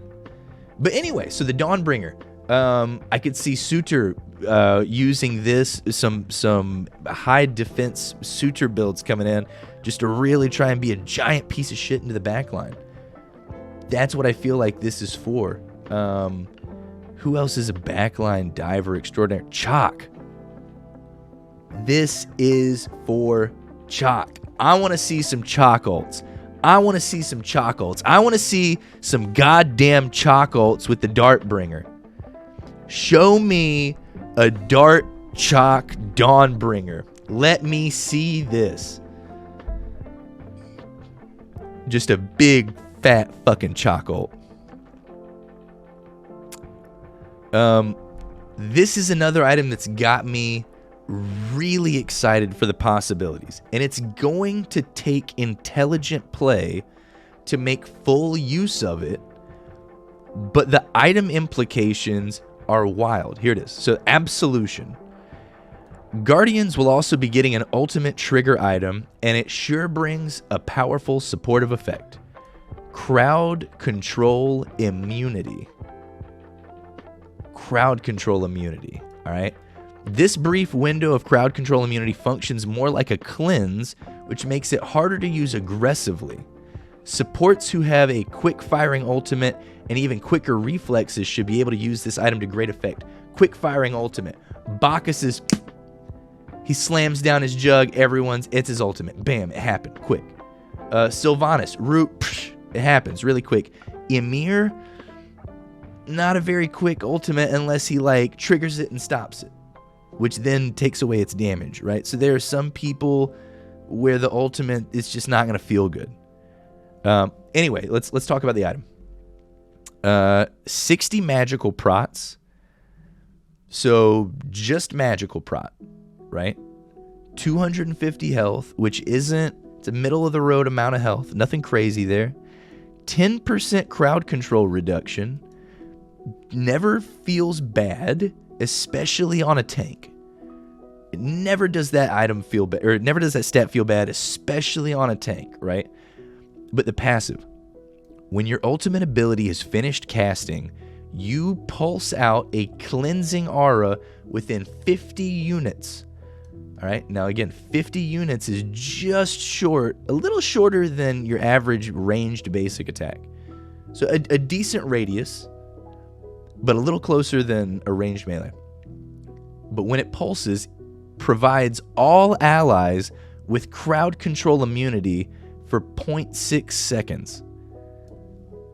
All right, this effect can only occur once every 40 seconds, which leads me to believe that everyone who's affected by it gets a debuff, or the effect from absolution can only happen once per person, which means that multiple people in theory could stack absolutions and have multiple cleanses.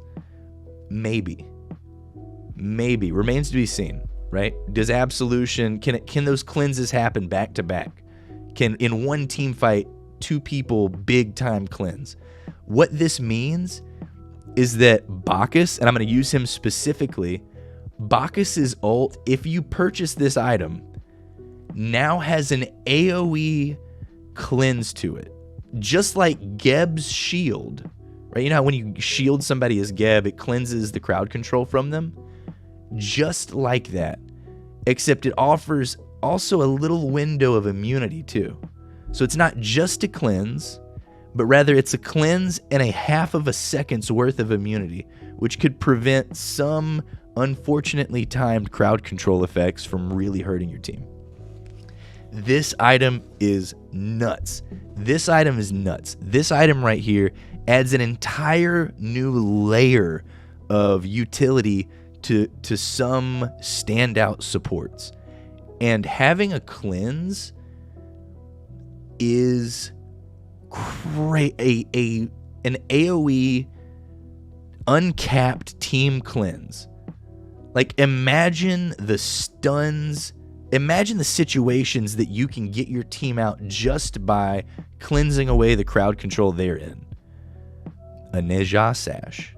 A Fenrir ult. Okay? Fenrir is biting your team, taking them away. You can ult onto that guy and cleanse the crowd. You can jump onto him and you can cleanse the crowd control from your peeper pops. Right? These are the types of situations where this small passive is adding in such a beautiful layer to what is an already somewhat complicated game. I feel like we'll see Absolution be played at the highest levels of Smite by the smartest supports who truly understand what adding this functionally to their kit means. I think we're going to see genetics Bacchus so much. I would be surprised if we don't see significantly more Bacchus play at a pro level because of his heal, his sustain that he has with his drink, and because of this item and its combination with his ult. He's been running a lot in PT. I fucking believe it. There are so many positive changes. Just the rate at which his ult goes out. This can change a team fight from being you got your ass beat to you beat their ass.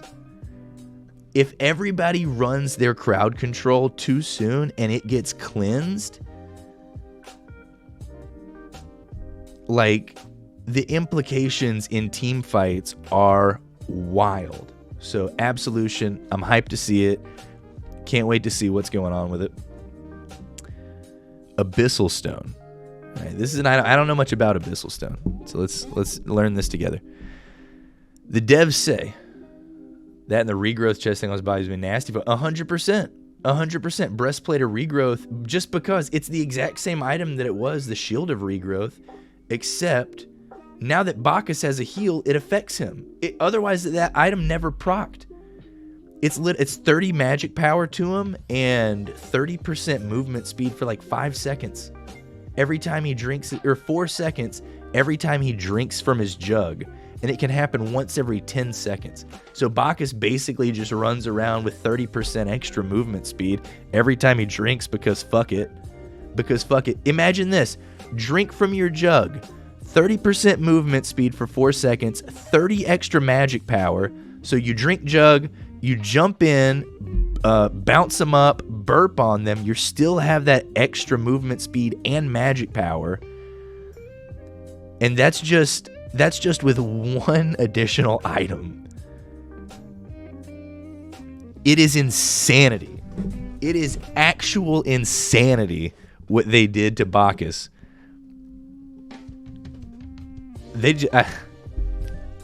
I'm not mad at it, and neither should you be, because it's only positive changes, really. Okay, so with the Abyssal Stone, this year we were especially determined to bring something new and some new and interesting itemization options to the support role. Abyssal Stone is a new item that has a great spread of tank stats. Can I not? Okay.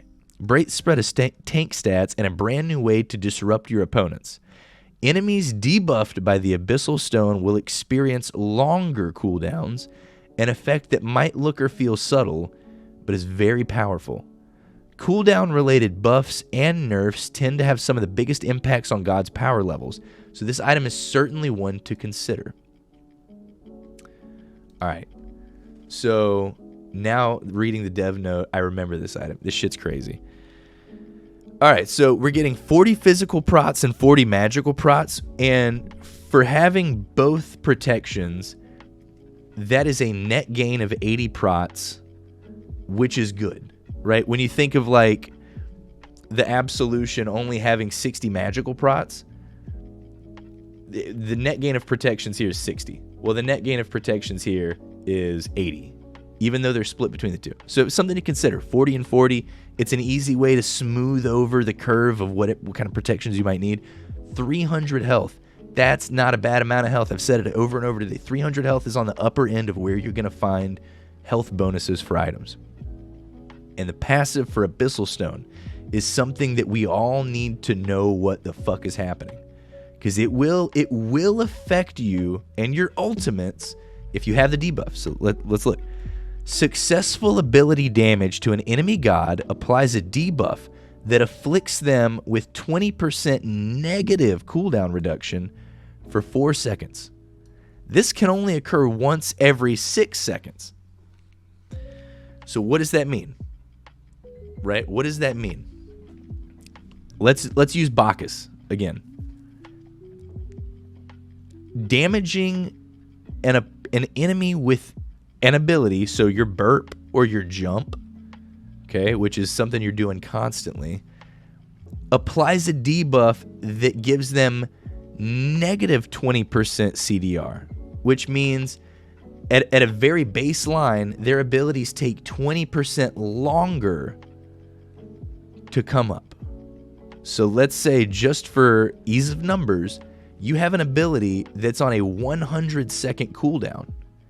If you were to use that ability and be debuffed by this fucking item, your ability will have a 120-second cooldown. So just by you unfortunately timing your ability use while you're debuffed by this, you've given yourself an extra 20% cooldown on that ability, which could make or break some characters. Think about hitting a character with this and them using their ult. Like what? Instead of it being down for 120 seconds, it's down for 150? That fucking sucks. That motherfucking sucks. That is going to hurt. That is going to hurt. So if you have people that are ability heavy, ability spammy kind characters, your AMCs, your Chirons, your fucking anybody that is predominantly ability focused, as a support, it could be detrimental to early game this item, which is good prots in both sides, and just put people down before they can get their cooldown reduction online. Because almost inevitably, people are going to purchase some cooldown reduction in some form or fashion, and it's going to negate the overall impact of this item. Or rather, the impact of this item will negate the cooldown reduction that they purchased into. So this is like an anti-Jotuns. This is an anti-Breastplate of Valor. This is an anti-Staff of Mirrodin. Or, no, that's 10%. This is an anti-Fail Knot, right? This is a big reversing direction for people's cooldown. So, you know, if you got a Nuwa up in middle lane who's just flinging spells, all you have to do is kind of keep her debuffed, right? She's debuffed for 4 seconds, but it can only occur once every 6 seconds, which basically means that there's 2-second windows where they could actually fire abilities normally without feeling the negative affects of this, unless I'm misrepresenting how these seconds are interacting. But basically, this is disruptive. This item will force people to get cooldown reduction lest they have incredibly long cooldowns. So something very much to consider as a support. Maybe even something to consider as if you're trying to find a defensive hybrid mid item and you really want to be a motherfucker. This feels like the Icavale of magic items.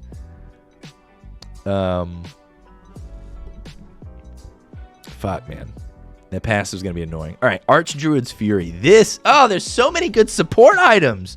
Support has been blessed with a veritable menagerie of items. Every one of them exciting to think about what the implications are.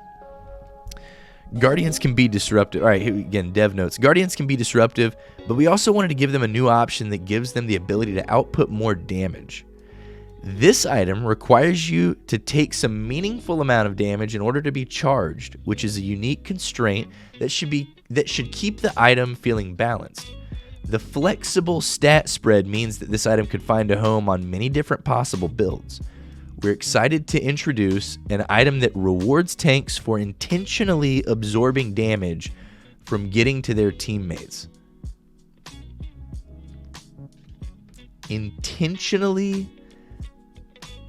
140 meter shot right in the lung. Let's go.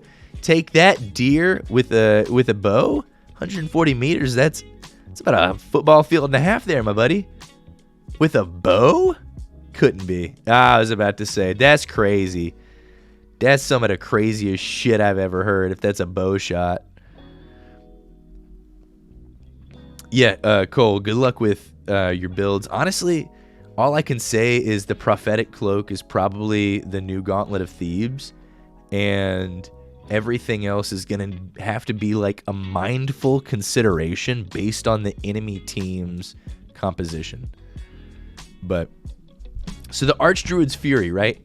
This is rewarding you for being a meat shield. I love it. All right, so let's see. We got 35 physical prots, 35 magical prots, 300 health. Okay, so we're getting plus 70 protections net, 300 health, which is on the upper end of health you're going to receive from an item, 15 mana per 5, which is that's decent. I mean, it's not nothing, right? But it's decent. The passive. Gain a stack up to a max of 6 each time you take damage from enemy gods equal to 5% of your maximum health. So you need to lose at least 30% of your maximum health to fully charge this up. You need to lose at least 30% of your maximum health to fully charge this up. And then your next basic attack on an enemy god consumes all stacks and deals 30 +2 per level, true damage per stack. All right, so let's make numbers easy real quick, and let's do some quick maths. So let's say you're level 20 when this happens. Okay, 30 plus 2 damage per level, so 30 plus 40, so 70 true damage, and then 6 stacks of it. So you're doing in one basic attack a mollywomping 420 damage. That is true damage, meaning it's not affected by mitigations at all. So if you can soak up 30% of your health at level 20, your next basic attack is going to hit with an extra 420 damage.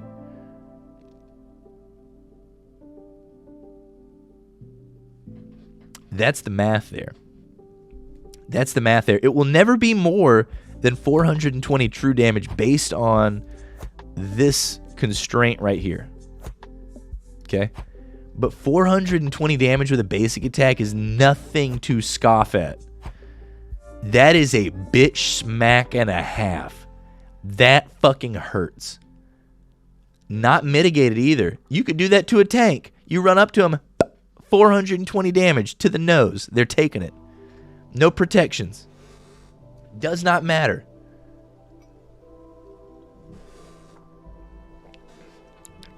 And because it's a function of your maximum health and only needing to lose 30% of it, in theory, because there's no power on this item, anyone can purchase it. So if you're somebody that loses 30% of your health and you want to hit back with a little bit, this is an item option for you. I said it earlier. I'd love to see more offensive characters building at least some defensive items in their kit. And I think the devs want to see this in other people's kits too. Right? So anyway, I think that having a little bit of procs, a little bit of health, a little bit of mana regen, and the ability to clap back could be a lot of fun for certain people. I think this could be fun for warriors. This could be fun for guardians. Not limited to those classes. We could see it work out on. Item is so good. Were you here for the math? We just mathed it out. At level 20, if you have this item, you have to lose 30% of your max health to do 420 true damage on your next basic attack. All right, here's the math, right? 6 stacks, okay? And you get a stack every time you take damage from enemy gods equal to 5% of your maximum health. So you have to lose 30% of your maximum health to gods. How much HP does your average level 20 have? We could say 3,000. Just if you wanted to cross the board, 3,000 would be a pretty good number. It might be a little low, but just for sake of numbers. So you have to lose 30% of your health to get full stacks. But the next basic attack will deal 30 plus 2 per level. So at level 20, 70 true damage per stack. 70 times 6 is 420 damage. So if you're fully stacked with this item, your next basic attack will do 420 true damage. That is the most damage output it can do. Which again is nothing to scoff at. 420 true damage. Damage to a tank, damage to a squishy, 420 damage. So this is gonna be a really interesting item to see. People that have good health regen are gonna be able to really make this one shine, because you'll be able to lose 30% of your health and get it back up again. Hercules is gonna have a blast with this one. But it's also gonna take a little bit of mindful building of the stacks, right? Because you can expend your stacks prematurely. You're not always going to get to that 6 stacks area. So something to consider, right? You might have 5 stacks when you hit your basic attack on an enemy god. but a fun item nonetheless.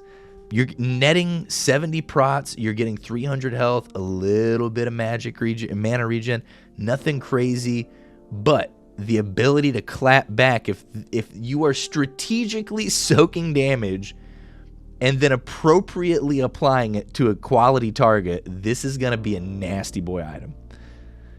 Archdruid's Fury. It's a cool one to see. I'm very eager to see how they balance it as we get more data points, as more people play it off the PTS. Obviously, balance changes happen consistently, and it's something that we're just going to have to learn. So, another support item, and this one I think is so sick. Okay, dev notes first. Tyrannical Plate Helm filled a fun design space, but its stat spread caused problems for the role. This item is inspired by it, but should better apply to warriors in solo lane. This item has a lot of interesting applications in that it can punish gods who rely too much on cleaves, or that it can encourage warriors to directly engage with their opponents before the waves cleared, inevitably taking some basic attacks in the process. Alright, so this item is particularly interesting to me in thinking about how solo lane is played. It's a battle of who can clear the wave quickest, and if you can't clear the wave, you kind of back off so you're not taking as much damage from the enemy and the enemy's minions, ultimately trying not to compound their lead. It's all game based on numbers, but with the Phalanx, you're getting 55 prots, which is, are you planning to play Season 10 after notes? I am, yeah. Yeah, I've got it pulled up. I was just running through the items just so I could kind of get a real good idea of what we've got going on. But yeah, I was thinking about playing a little bit. So, we got 55 physical prots. It's not like the most you can get from an item. It's not bad. It's decent. 150 health, that's on the lower end of health benefits. 20 HP 5, which isn't bad. 20, you can cap out at 100 HP 5. 20 is some decent sustain. It's not crazy, but it's decent. And 10% crowd control reduction, which is a stat that always feels good. But the passive. When you are basic attacked by an enemy god, friendly minions within 40 units gain a stack up to a max of 3. Alright? Stacks provide 20% attack speed and 15 of each protection and last for 6 seconds. You cannot give more than 1 stack per second. What does this mean? This means if you can get the enemy god to basic attack you near your minions, right? Because they got to be within 40 units, which is a little bit less than a basic attack, a ranged basic attack. 15 units less than a ranged basic attack. Minions around you can get up to 60% attack speed and 45 of each prot for 6 seconds. What does this mean? This means that enemy minion waves can be brutal. Did you think that the enemy archers beat your ass already? Try basic attacking the enemy while they're around their minions. This is gonna make solo lane minion play really interesting. Really interesting. 60% attack speed, that's fucking crazy. That's some of the craziest shit. That's scary. That's scary fast. We'll see. We'll see how it plays out. Now this one. This item right here is going to change the start. We're playing against Wraithen in the PTS. Hey, that's fun. This item right here, the Prophetic Cloak. This is going to change the way supports start. It used to always be a gauntlet of dweebs. in the not PTS.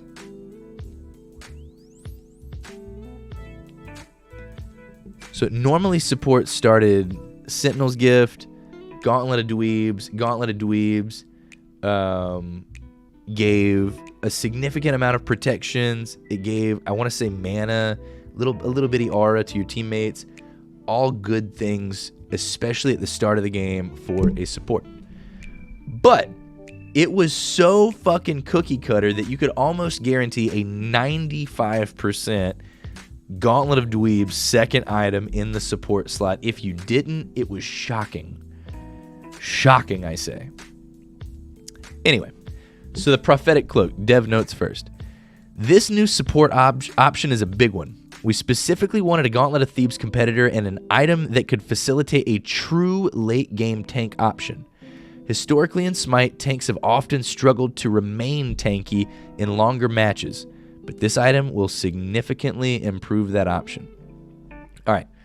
The devs themselves say that this is an item meant to play to a late-game tank. Okay? And they are not fucking joking here. Let's check it out. Once you buy the item, 25 physical prots, 25 magical prots, 150 health, 20 cooldown reduction, 20% cooldown reduction. Okay, so a giant chunk of cooldown reduction, a little bit of physical prots, a little bit of magical prots, a little bit of health. The passive. Once every 10 seconds, when you damage an enemy god with an attack, you gain a stack of 2 protections in an aura that corresponds with the damage type of the target. So if we're in the duo lane, okay, and I'm just going to say I'm Bacchus again. If you hit the carry, who is an Artemis, that's a physical stack. Okay? If you hit the Guardian, that's a magical stack. Okay? So if we're hitting the Artemis 4 times, that's 8 protections physical, and we hit the Bacchus on the other side once, that's 2 protections magical. So they stack independently of each other, physical and magical. We keep reading. Once you have reached 15 stacks of both protections, this item evolves, giving you mitigation based on your total protections. Damage mitigation based on your protections. Okay, so let's check this out. Off the rip, we get 25 physical and magical, but each stack gives you 2 protections. So 15 stacks of one is 30 protections of each. So ultimately, we're getting 55 physical prots, 55 magical prots when we fully stack this item. Here's what it looks like. 55 physical, 55 magical, 150 health, still on the lower end of health, but 20% cooldown reduction. So big prots, some health, and fat CDR. 20% is big. That's a Breastplate of Valor. Gauntlet of Dweebs gave nothing. No cooldown reduction. This is 20% off the ripper. And Aura, right? Just like Gauntlet of Dweebs, allies within 70 units gain 30 physical and magical prots. You're giving a physical and magical prot aura. And the big one, if you have over 400 total protections, you gain 10% mitigation. If you have over 600 total protections, you gain an additional 10% damage mitigation. So at the end of the game, if you dive deep into both physical and magical prots as a support, you will be a thick fucking tank and have 20% damage mitigation.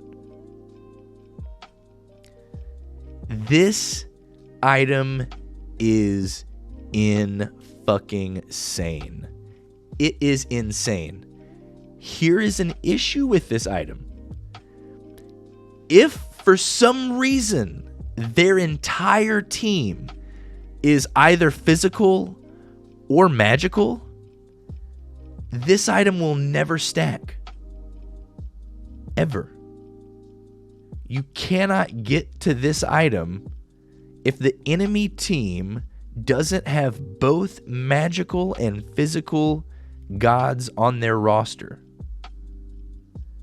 This is interesting. There are very, very few chances or opportunities or game scenarios, setups, rosters, whatever you call it, where that happens. But if it does happen, do not buy this cloak. It does nothing. It does nothing. So, that's my TED Talk on the prophetic cloak. Otherwise, sick fucking item. Gauntlet Thebes, honestly, may even be worth building alongside of this. If you're really serious about prots and prot auras, might want to consider it. Here's another item that's really fun. The Cannoneer's Cuirass. And this is an item that I am very excited about for all of the supports in my life. Okay? Traditionally, in an ADC and support lane, something that's of concern at times is who's last hitting the enemies, right? And why, right? If you're a Sentinel's gift wearer, don't last hit the enemy. If you just don't do that, you get 100% more gold gained, right? If you don't last hit the enemy, you get 8 gold plus 8 from your Sentinel's gift, okay? If you do last hit the enemy and you have Sentinel's gift, you get 9 gold. So don't do it, right? But like if as a support you really want gold, don't last hit the enemies. I cannot stress that enough. If you have Sentinel's gift, don't last hit the enemies. If you're Maui, do not hit through the enemies. Just stop attacking altogether and you'll get more gold. 100% more, in fact. You'll be so rich if you just stop attacking. Okay. But this item changes that. This item changes that in a very crucial way. Dev notes first. Our final new item is another support-oriented one. This early game item provides a way to gain more early advantage in lane and gold for your teammates. Building this early would likely delay the stacking of the traditional support items, so it will be important to leverage that early advantage with this item or consider other non-stacking options. Okay, what the devs are saying is build this when you're in lane, and if you're out of lane phase, don't build this. This item is specifically for you and your lane partner, be it the carry or the mid, whoever you're in lane with, you, by attacking an enemy, can give them a significant chunk of gold. Let's read. All right, you get 30 and 30, 30 fizz, 30 magical protections, right? A net game of 60. Not the craziest item, right? Not the craziest item at all. 300 health. That's a decent amount of health. That's a good amount of health for an item. 25 HP 5. That's a good amount of sustain. The passive. Your next successful basic attack on an enemy lane minion causes it to explode, instantly killing it. This is an execute on a full health lane minion. Okay? This item will let you one-shot a lane minion. And when you do, it deals 50 plus 5 magical damage to enemies in a really small area around it. And this is the kicker, it provides 25 bonus gold to your nearest ally.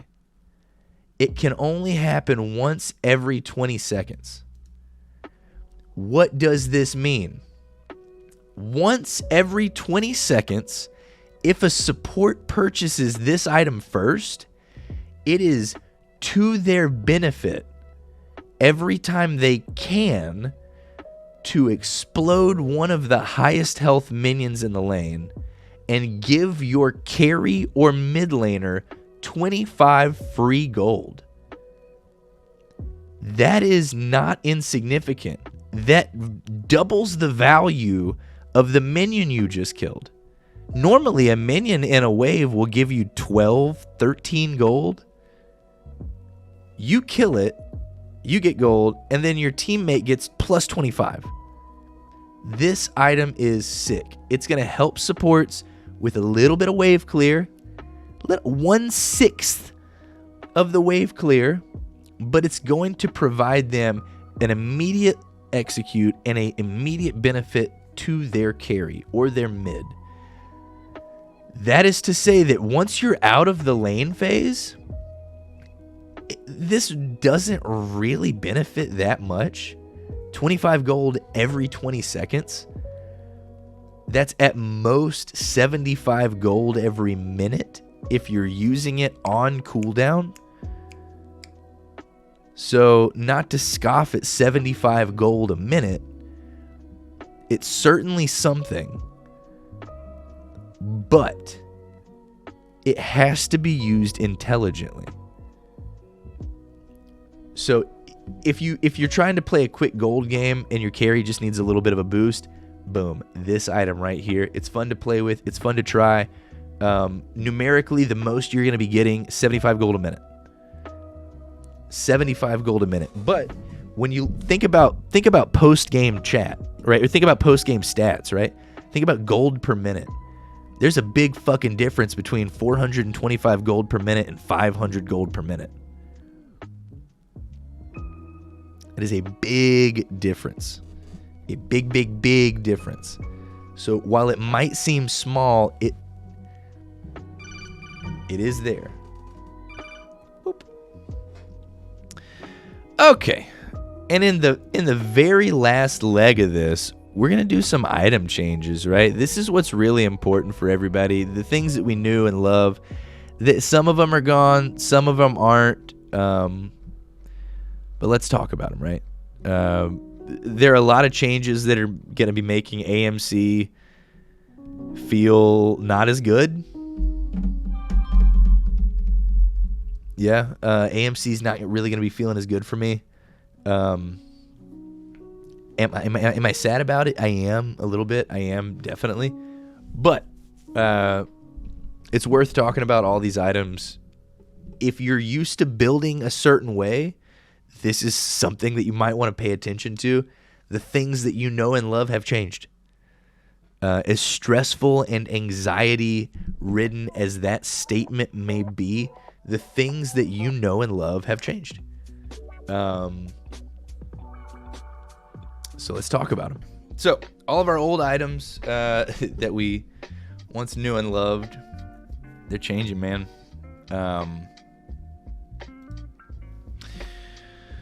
So let's read some dev notes, shall we? The entire starter item system we reintroduced in 8.1 has been quite successful. Not seeing any sweeping changes across the board, but do have a variety of intriguing reworks across multiple classes and roles. There were a few starter items intended to encourage certain roles to play differently, and many of these pushed those roles a bit too far out of their comfort zone. This even led to those items being especially attractive to entirely different roles, which limited options for players and caused balance issues. We aimed to address as many of those situations as possible in 10.1. So starter items. Both mage gems have been adopted by solo lane guardians. So these are being adjusted to focus more specifically on damaging bonuses that will be better on traditional mages. Interesting. So Archmage's Gem, the upgrade. This is the one that takes a little time for you to stack, but then does a little bit of boom. Increased additional magic power scaling per stack from 1 to 1.5. So increases bonus magic power scaling from 20% to 30% at max stacks for your abilities. So what does that mean? That means that your abilities as a mage will be hurting much more. Upgrade Gem of Focus. Increase the movement speed buff from 3 to 5% per stack. Increases the damage increase buff from 3 to 5% per stack. Removed the damage mitigation buff per stack. All 3 Bluestone Pendants Okay, that's the gems. Okay, so no damage mitigation on Gem of Focus, movement speed buff, damage increase buff. I think it stacks 3 times.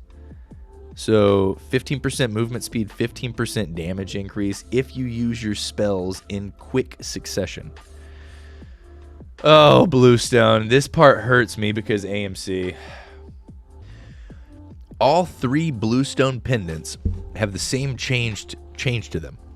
The bonus damage will now deal less damage on repeated hits and will no longer stack in the way it previously did. Bluestone Pendant's damage application overly encouraged play on specific gods, usually stance switchers, that had access to more than 3 non-ultimate abilities.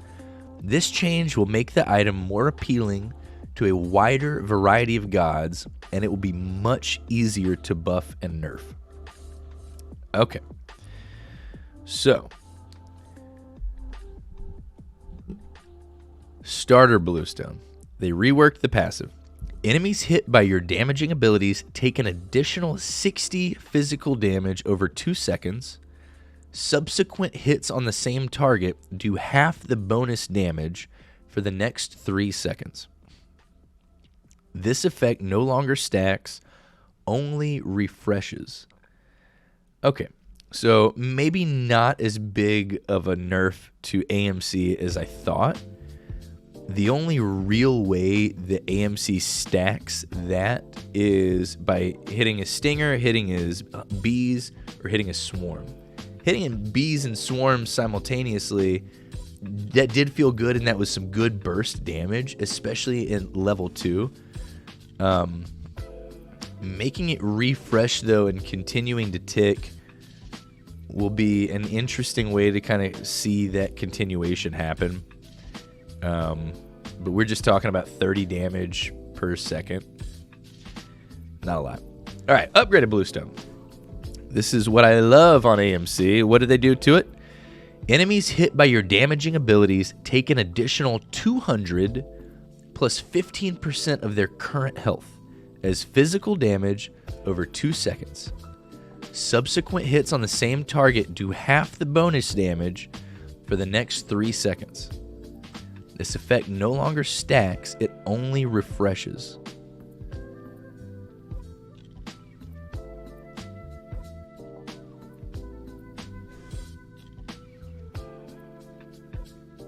I don't think this is going to hurt AMC as much as I thought. Because he's a consistent applicator of damage, but the damage that he gets from Bluestone that's stacking isn't always as consistent as you would like it to be. So changing it from non-stacking to just refreshing is going to make it easier, not for AMC to deal damage necessarily, but for everyone to feel a little bit less oppressed by easily stacked. Like I'm thinking Chiron's masterful shot and his little AoE attack thing. Quick stack, squeezy. Anyway, so they upgraded Bluestone. Reworked enemies hit by your damaging abilities are corrupted, taking 250 physical damage over 5 seconds and reducing their attack speed by 10%. Subsequent hits on the same target do half the bonus damage for the next 3 seconds. Each time you apply corruption, you gain 10% attack speed and 4% increased prots for 6 seconds, up to a maximum of 5 stacks. So you can get 50% attack speed out of this item. 50% attack speed and 20% increased prots, which for people that are like AMC, you're probably not going to have 100 of both prots, so it's not going to feel too significant. But the protections will exist. But this effect no longer stacks, it only refreshes. Okay. This is not the worst. Not the worst thing in the world. We've got our Warding Sigil, the starter. Rework the passive. When you're hit by an ability, you gain a stack of dampening, gaining 5 prots for 5 seconds and healing you for 1% of your max health. This occurs only once per ability cast. This can stack twice. So getting hit by abilities with this gives you a little bit of health regen. 2% of your max health. But that's probably not enough to counter the amount of damage that you received in those two abilities. But, I mean, if you're up against a Guardian who's just like wet noodle slapping you, it might be enough to 100% negate the amount of damage output that they're putting onto you, especially with the increased prots that you're getting through these stacks. Upgraded. Sigil of the Old Guard. Reworked passive. You gain 5% damage mitigation. Whenever you're hit by an ability, you gain a stack of Rebuke, providing an additional 4% damage mitigation for 8 seconds and healing you for 3% of your maximum health. This only occurs once per ability cast, stack up to 3 times. Okay. Already 5% damage mitigation with the possibility of an extra 12 plus 9% of your max health healed. Whenever you're hit by an ability. Yeah, I mean, you know, this is obviously an upgrade. This is a level 20 item. But it's possible to be healing yourself with damage mitigations. With 17% damage mitigation from this item. Right? 12 and 5. You could also get 9% of your maximum health back. Interesting. Dev notes. Next, we have some more warrior adjustments. These changes are all closely linked, stem from the concern that Animosity and Hero's Axe previously had no homes at any builds. Both of these items better fit the opposite tank classes, so we're swatching them. Warriors will now have access to more basic attack damage, and Guardians will now have access to a new way to peel allies who have been crowd control. Giving warriors such a strong upgrade, we felt Sundering Axe would need a slight buff to make sure its bonus ability damage can keep up with the basic attack damage from the new Axe of Animosity. Okay. So, Sundering Axe. Increase the base current health steal from 2 to 4% on the passives. 4% health steal with Sundering. Axe of Animosity, which was just Animosity, but that was from the Compassion Tree. Decreased physical prots from 45 to 35. Now has the passive previously found Animosity. Decrease the damage to 2.5%. Your basic attacks deal bonus damage equal to 2.5% of your maximum health as magical damage to enemies and structures. Yikes. Fucking yikes. We're going to see a lot of this happening. I predict. We're going to have a lot of warriors who are basic attack. We beat Wraithen. Chee! Hell yeah. Is he streaming right now? Did you hop on and tell him he's being a bum? Dart dunked on him? No? Nah. What a wiener. So this passive on Axe of Animosity, we're going to see this on so many basic attack warriors. We are going to see Bellona beating the shit out of people. We're going to see Erlang Shin beating the shit out of people. We're going to see Hercules beating the shit out of people. With this passive right here. This is gonna hurt. This is going to hurt. Nuts all up in the face. Gee! We love that. We love that.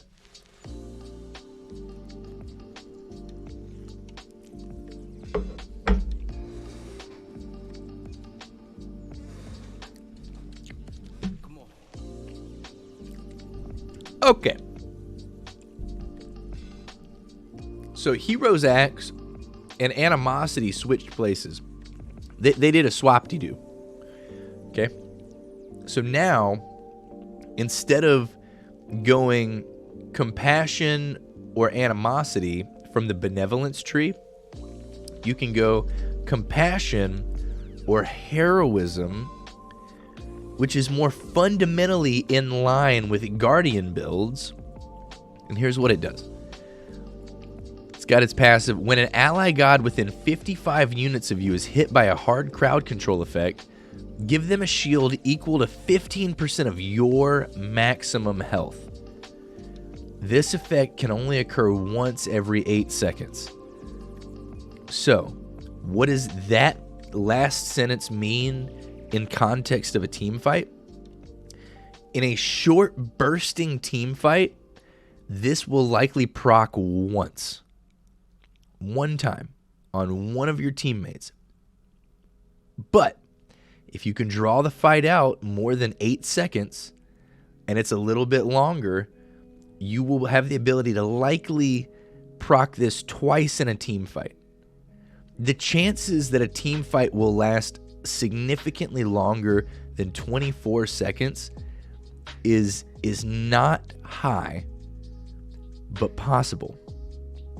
So with this item, I assume they still get hit by the crowd control because it's not like you cleanse them of the effect, but you give them a shield of 15% of your maximum health. Right? Like let's calculate this out real quick. Let's say you've got 3,000 health, which isn't a whole heck of a lot.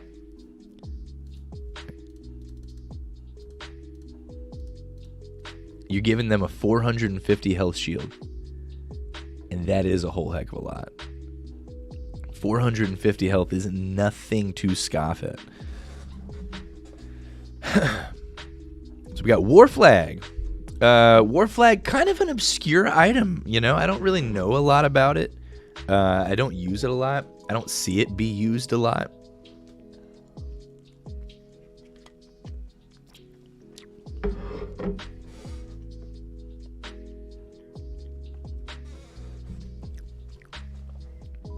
So, let's read the passive. Getting the assist for an enemy minion or jungle monster dying will provide 8 bonus gold, restore 5 health, and mana. Okay.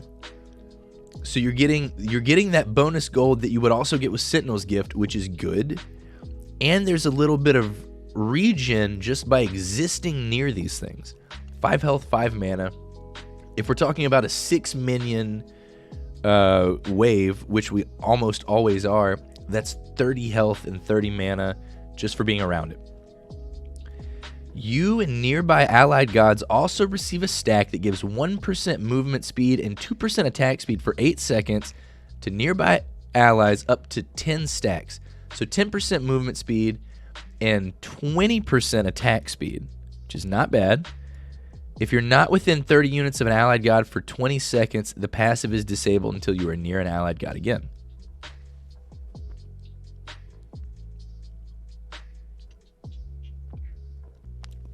This low-key seems really nice as an alternative for Sentinel's Gift as it currently is. Stacking up to 10 times could be somewhat more difficult than it seems, but movement speed and attack speed to me equals control of pressure in the lane. So if you want an aggressive start, this seems like it could have options. However, I don't know what the flat stats on it are as I'm reading this right now, so that's somewhat of a shoulder shrug. But you're getting bonus gold, you're getting bonus regen, that's good. Your allied gods get up to 10% movement speed and up to 20% attack speed, that's good. Okay, so the upgrade to War Banner. You gain 6 gold per 5 if you have the lowest gold on your team. Again, in line with one of the Sentinel's Gift upgrades. Getting an assist for an enemy dying provides a stack that provides 2% movement speed and 4% attack speed for 8 seconds to nearby allies up to 10 stacks. So you're going from 10% movement speed, 20% attack, to 20% movement speed, 40% attack speed.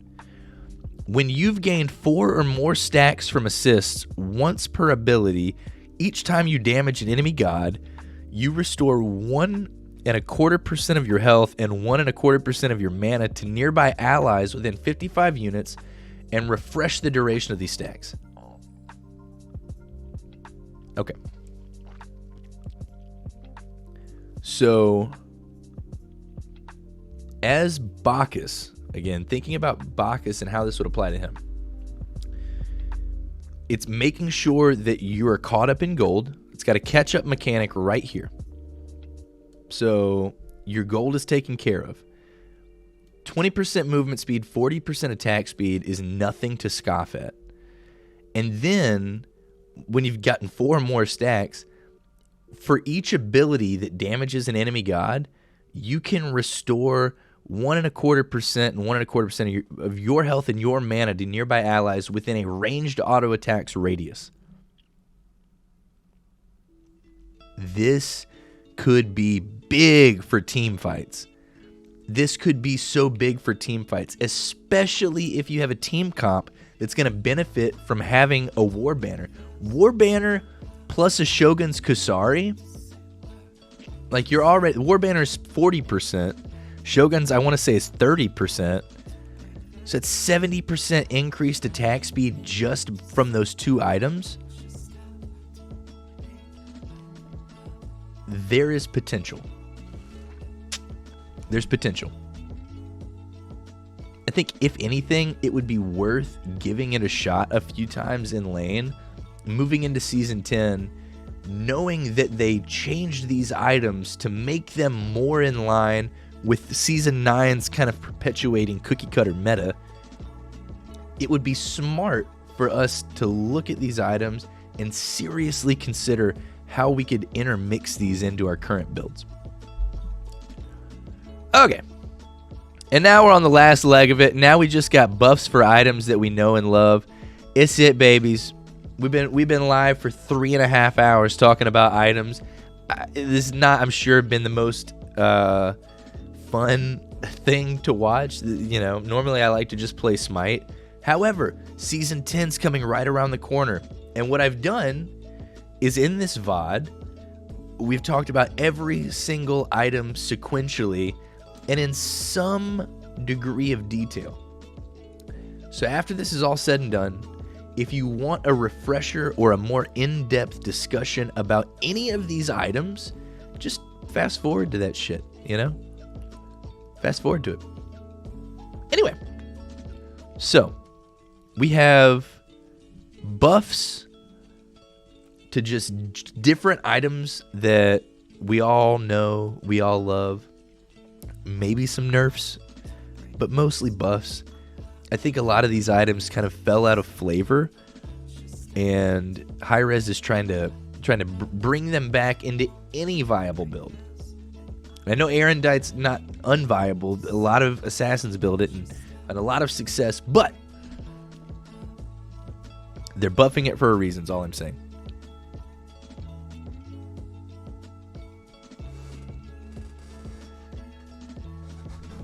Okay. So, Erendite. Increased physical power scaling from 40% to 50% on the bonus damage from the passive. Increased power scaling, trying to just make it a more viable option for people. Nothing crazy to see there. Aussie. Oh boy. This is a spicy change. I predict Aussie is going to be in the meta, first pick, first item for most hunters moving into Season 10.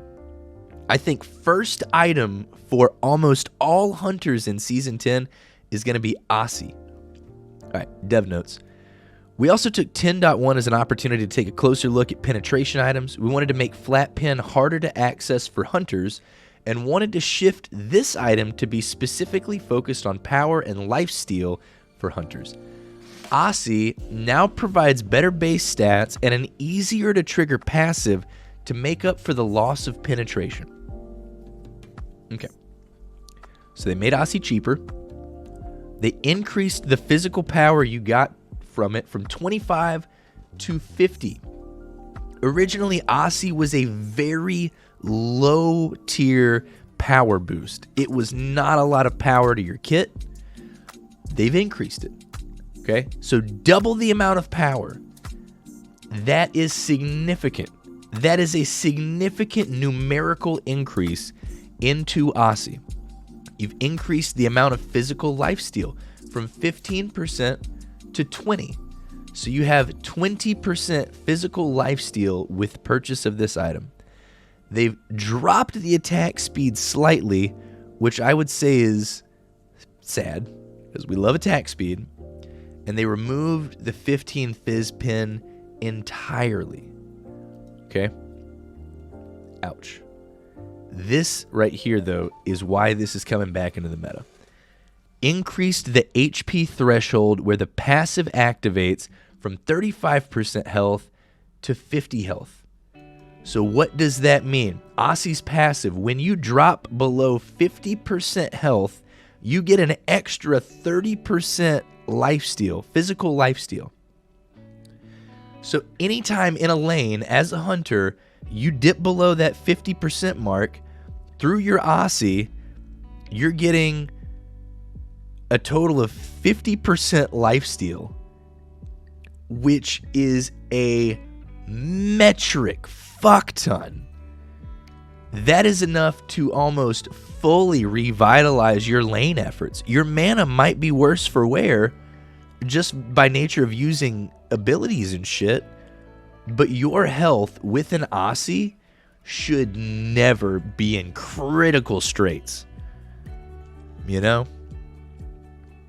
You should, with an Aussie, you should never feel so threatened.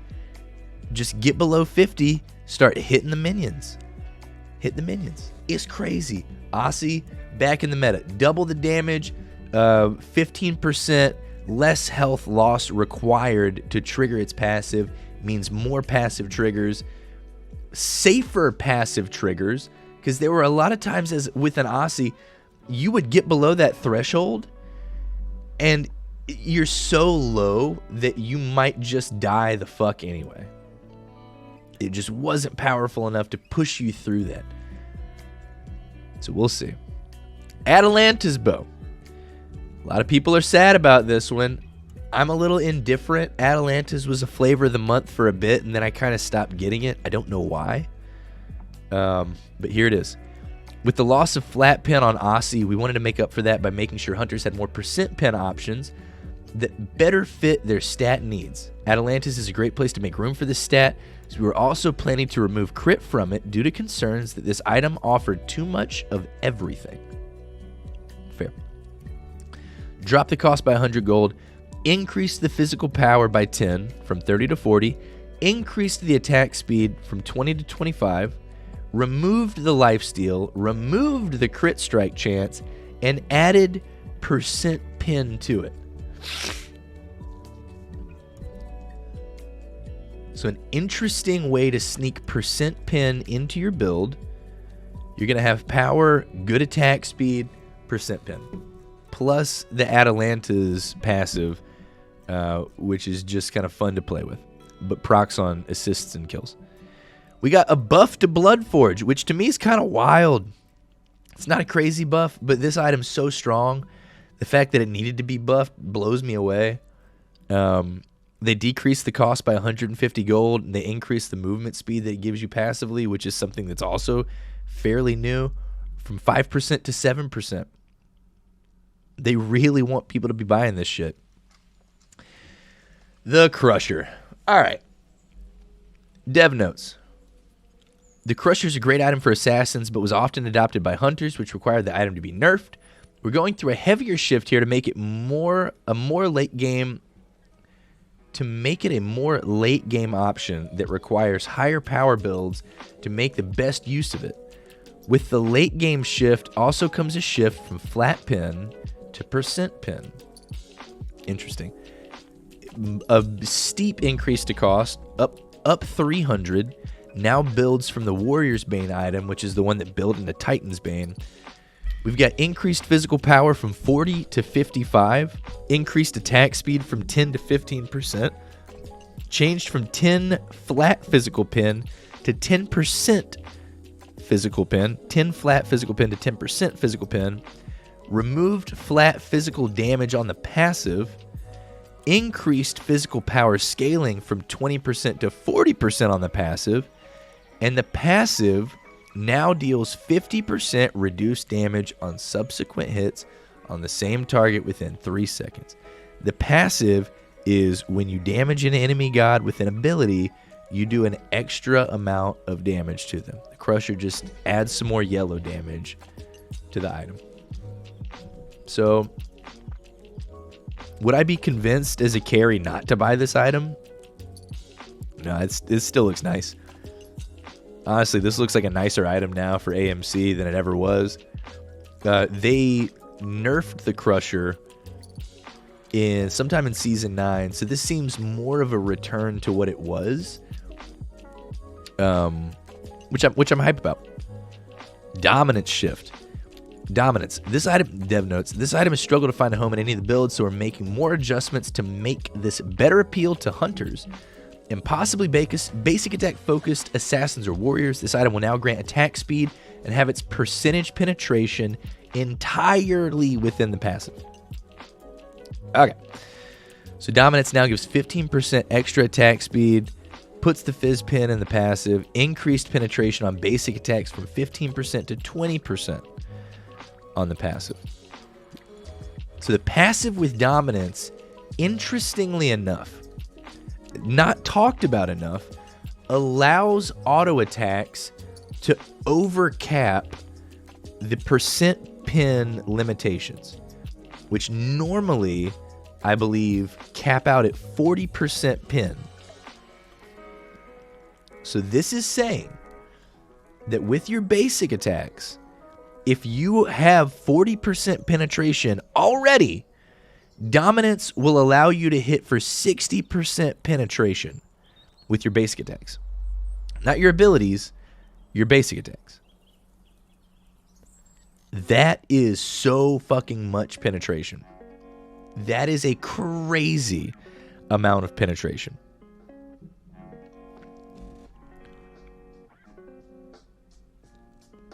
So, Silverbranch Bow got a change. We'll talk about it. We'll talk about that in a little bit. Dominance may very well, because of that little detail, may very well become the new de facto percent pin item that hunters and basic attack characters are looking for.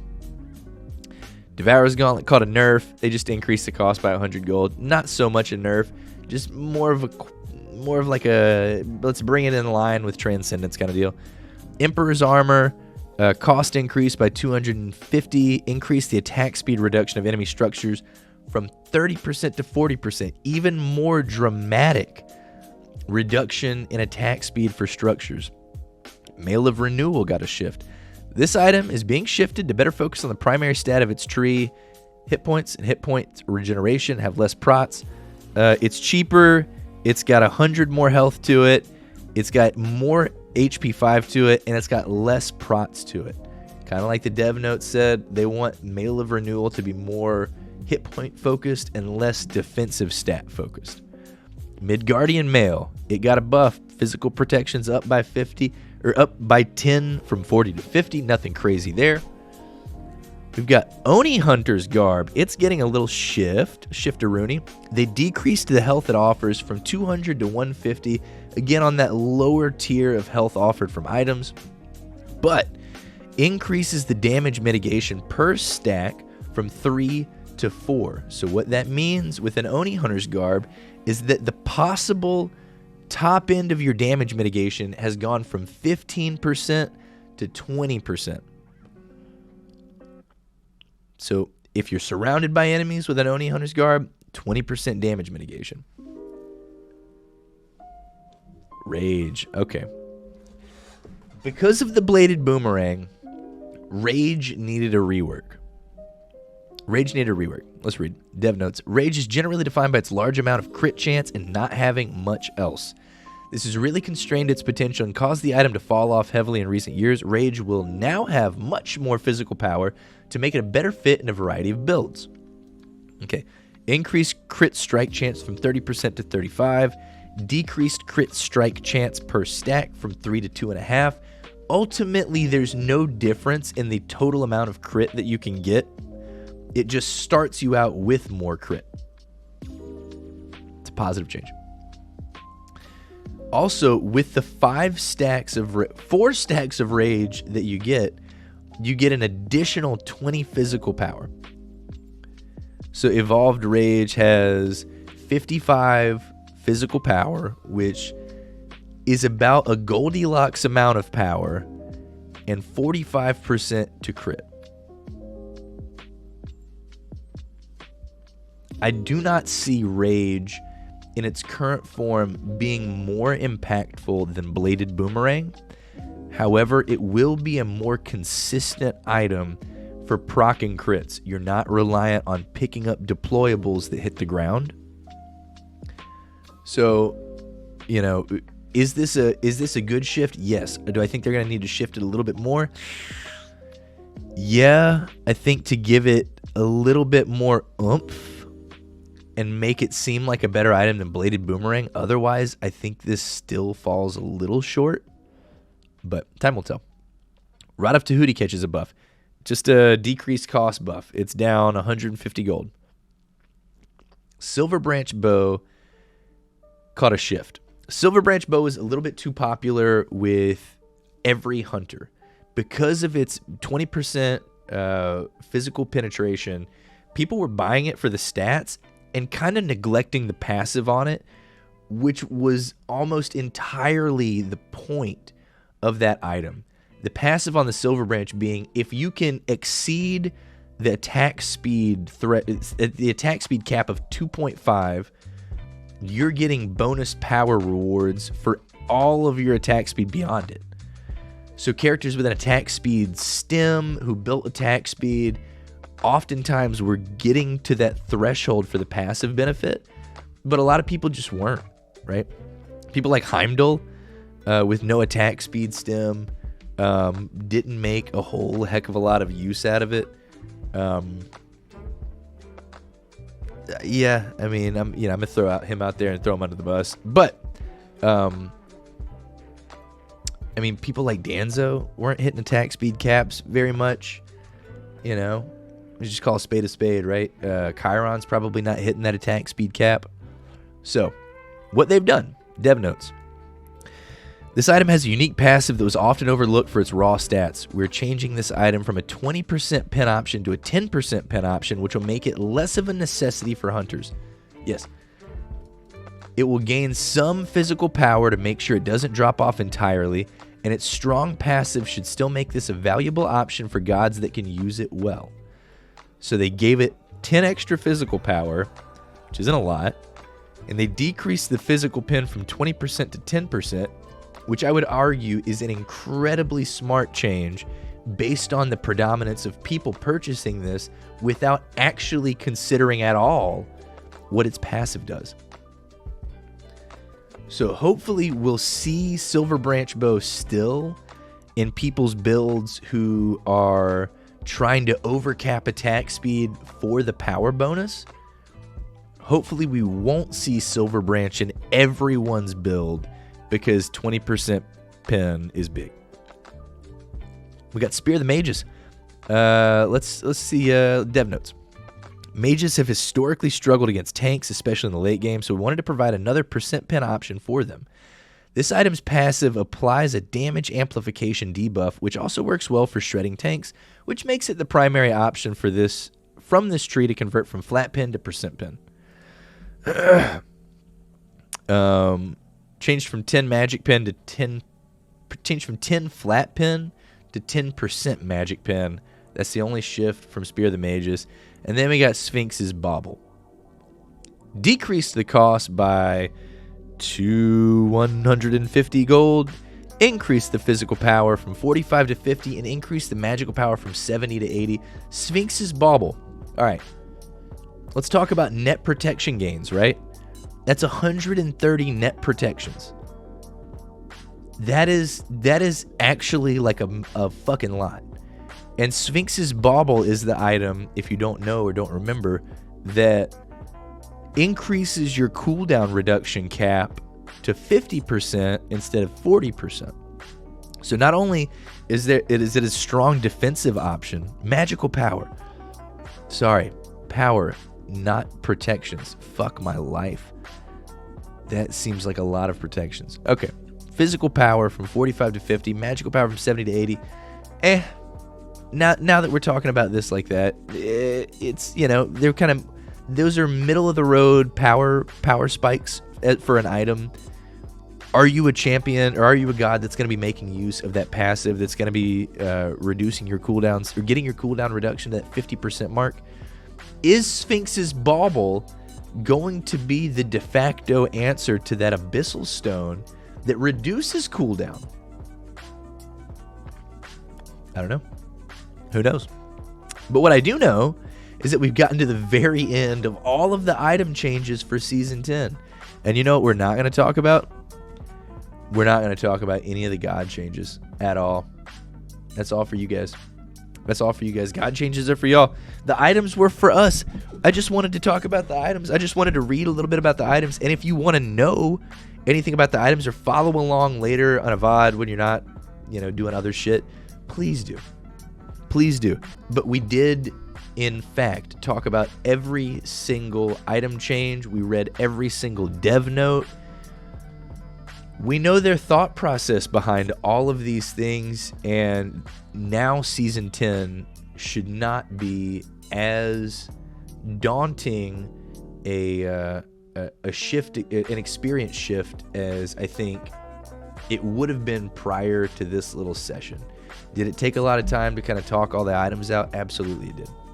Absolutely it did. We're pushing 4 hours. We've sat here and talked about Smitems.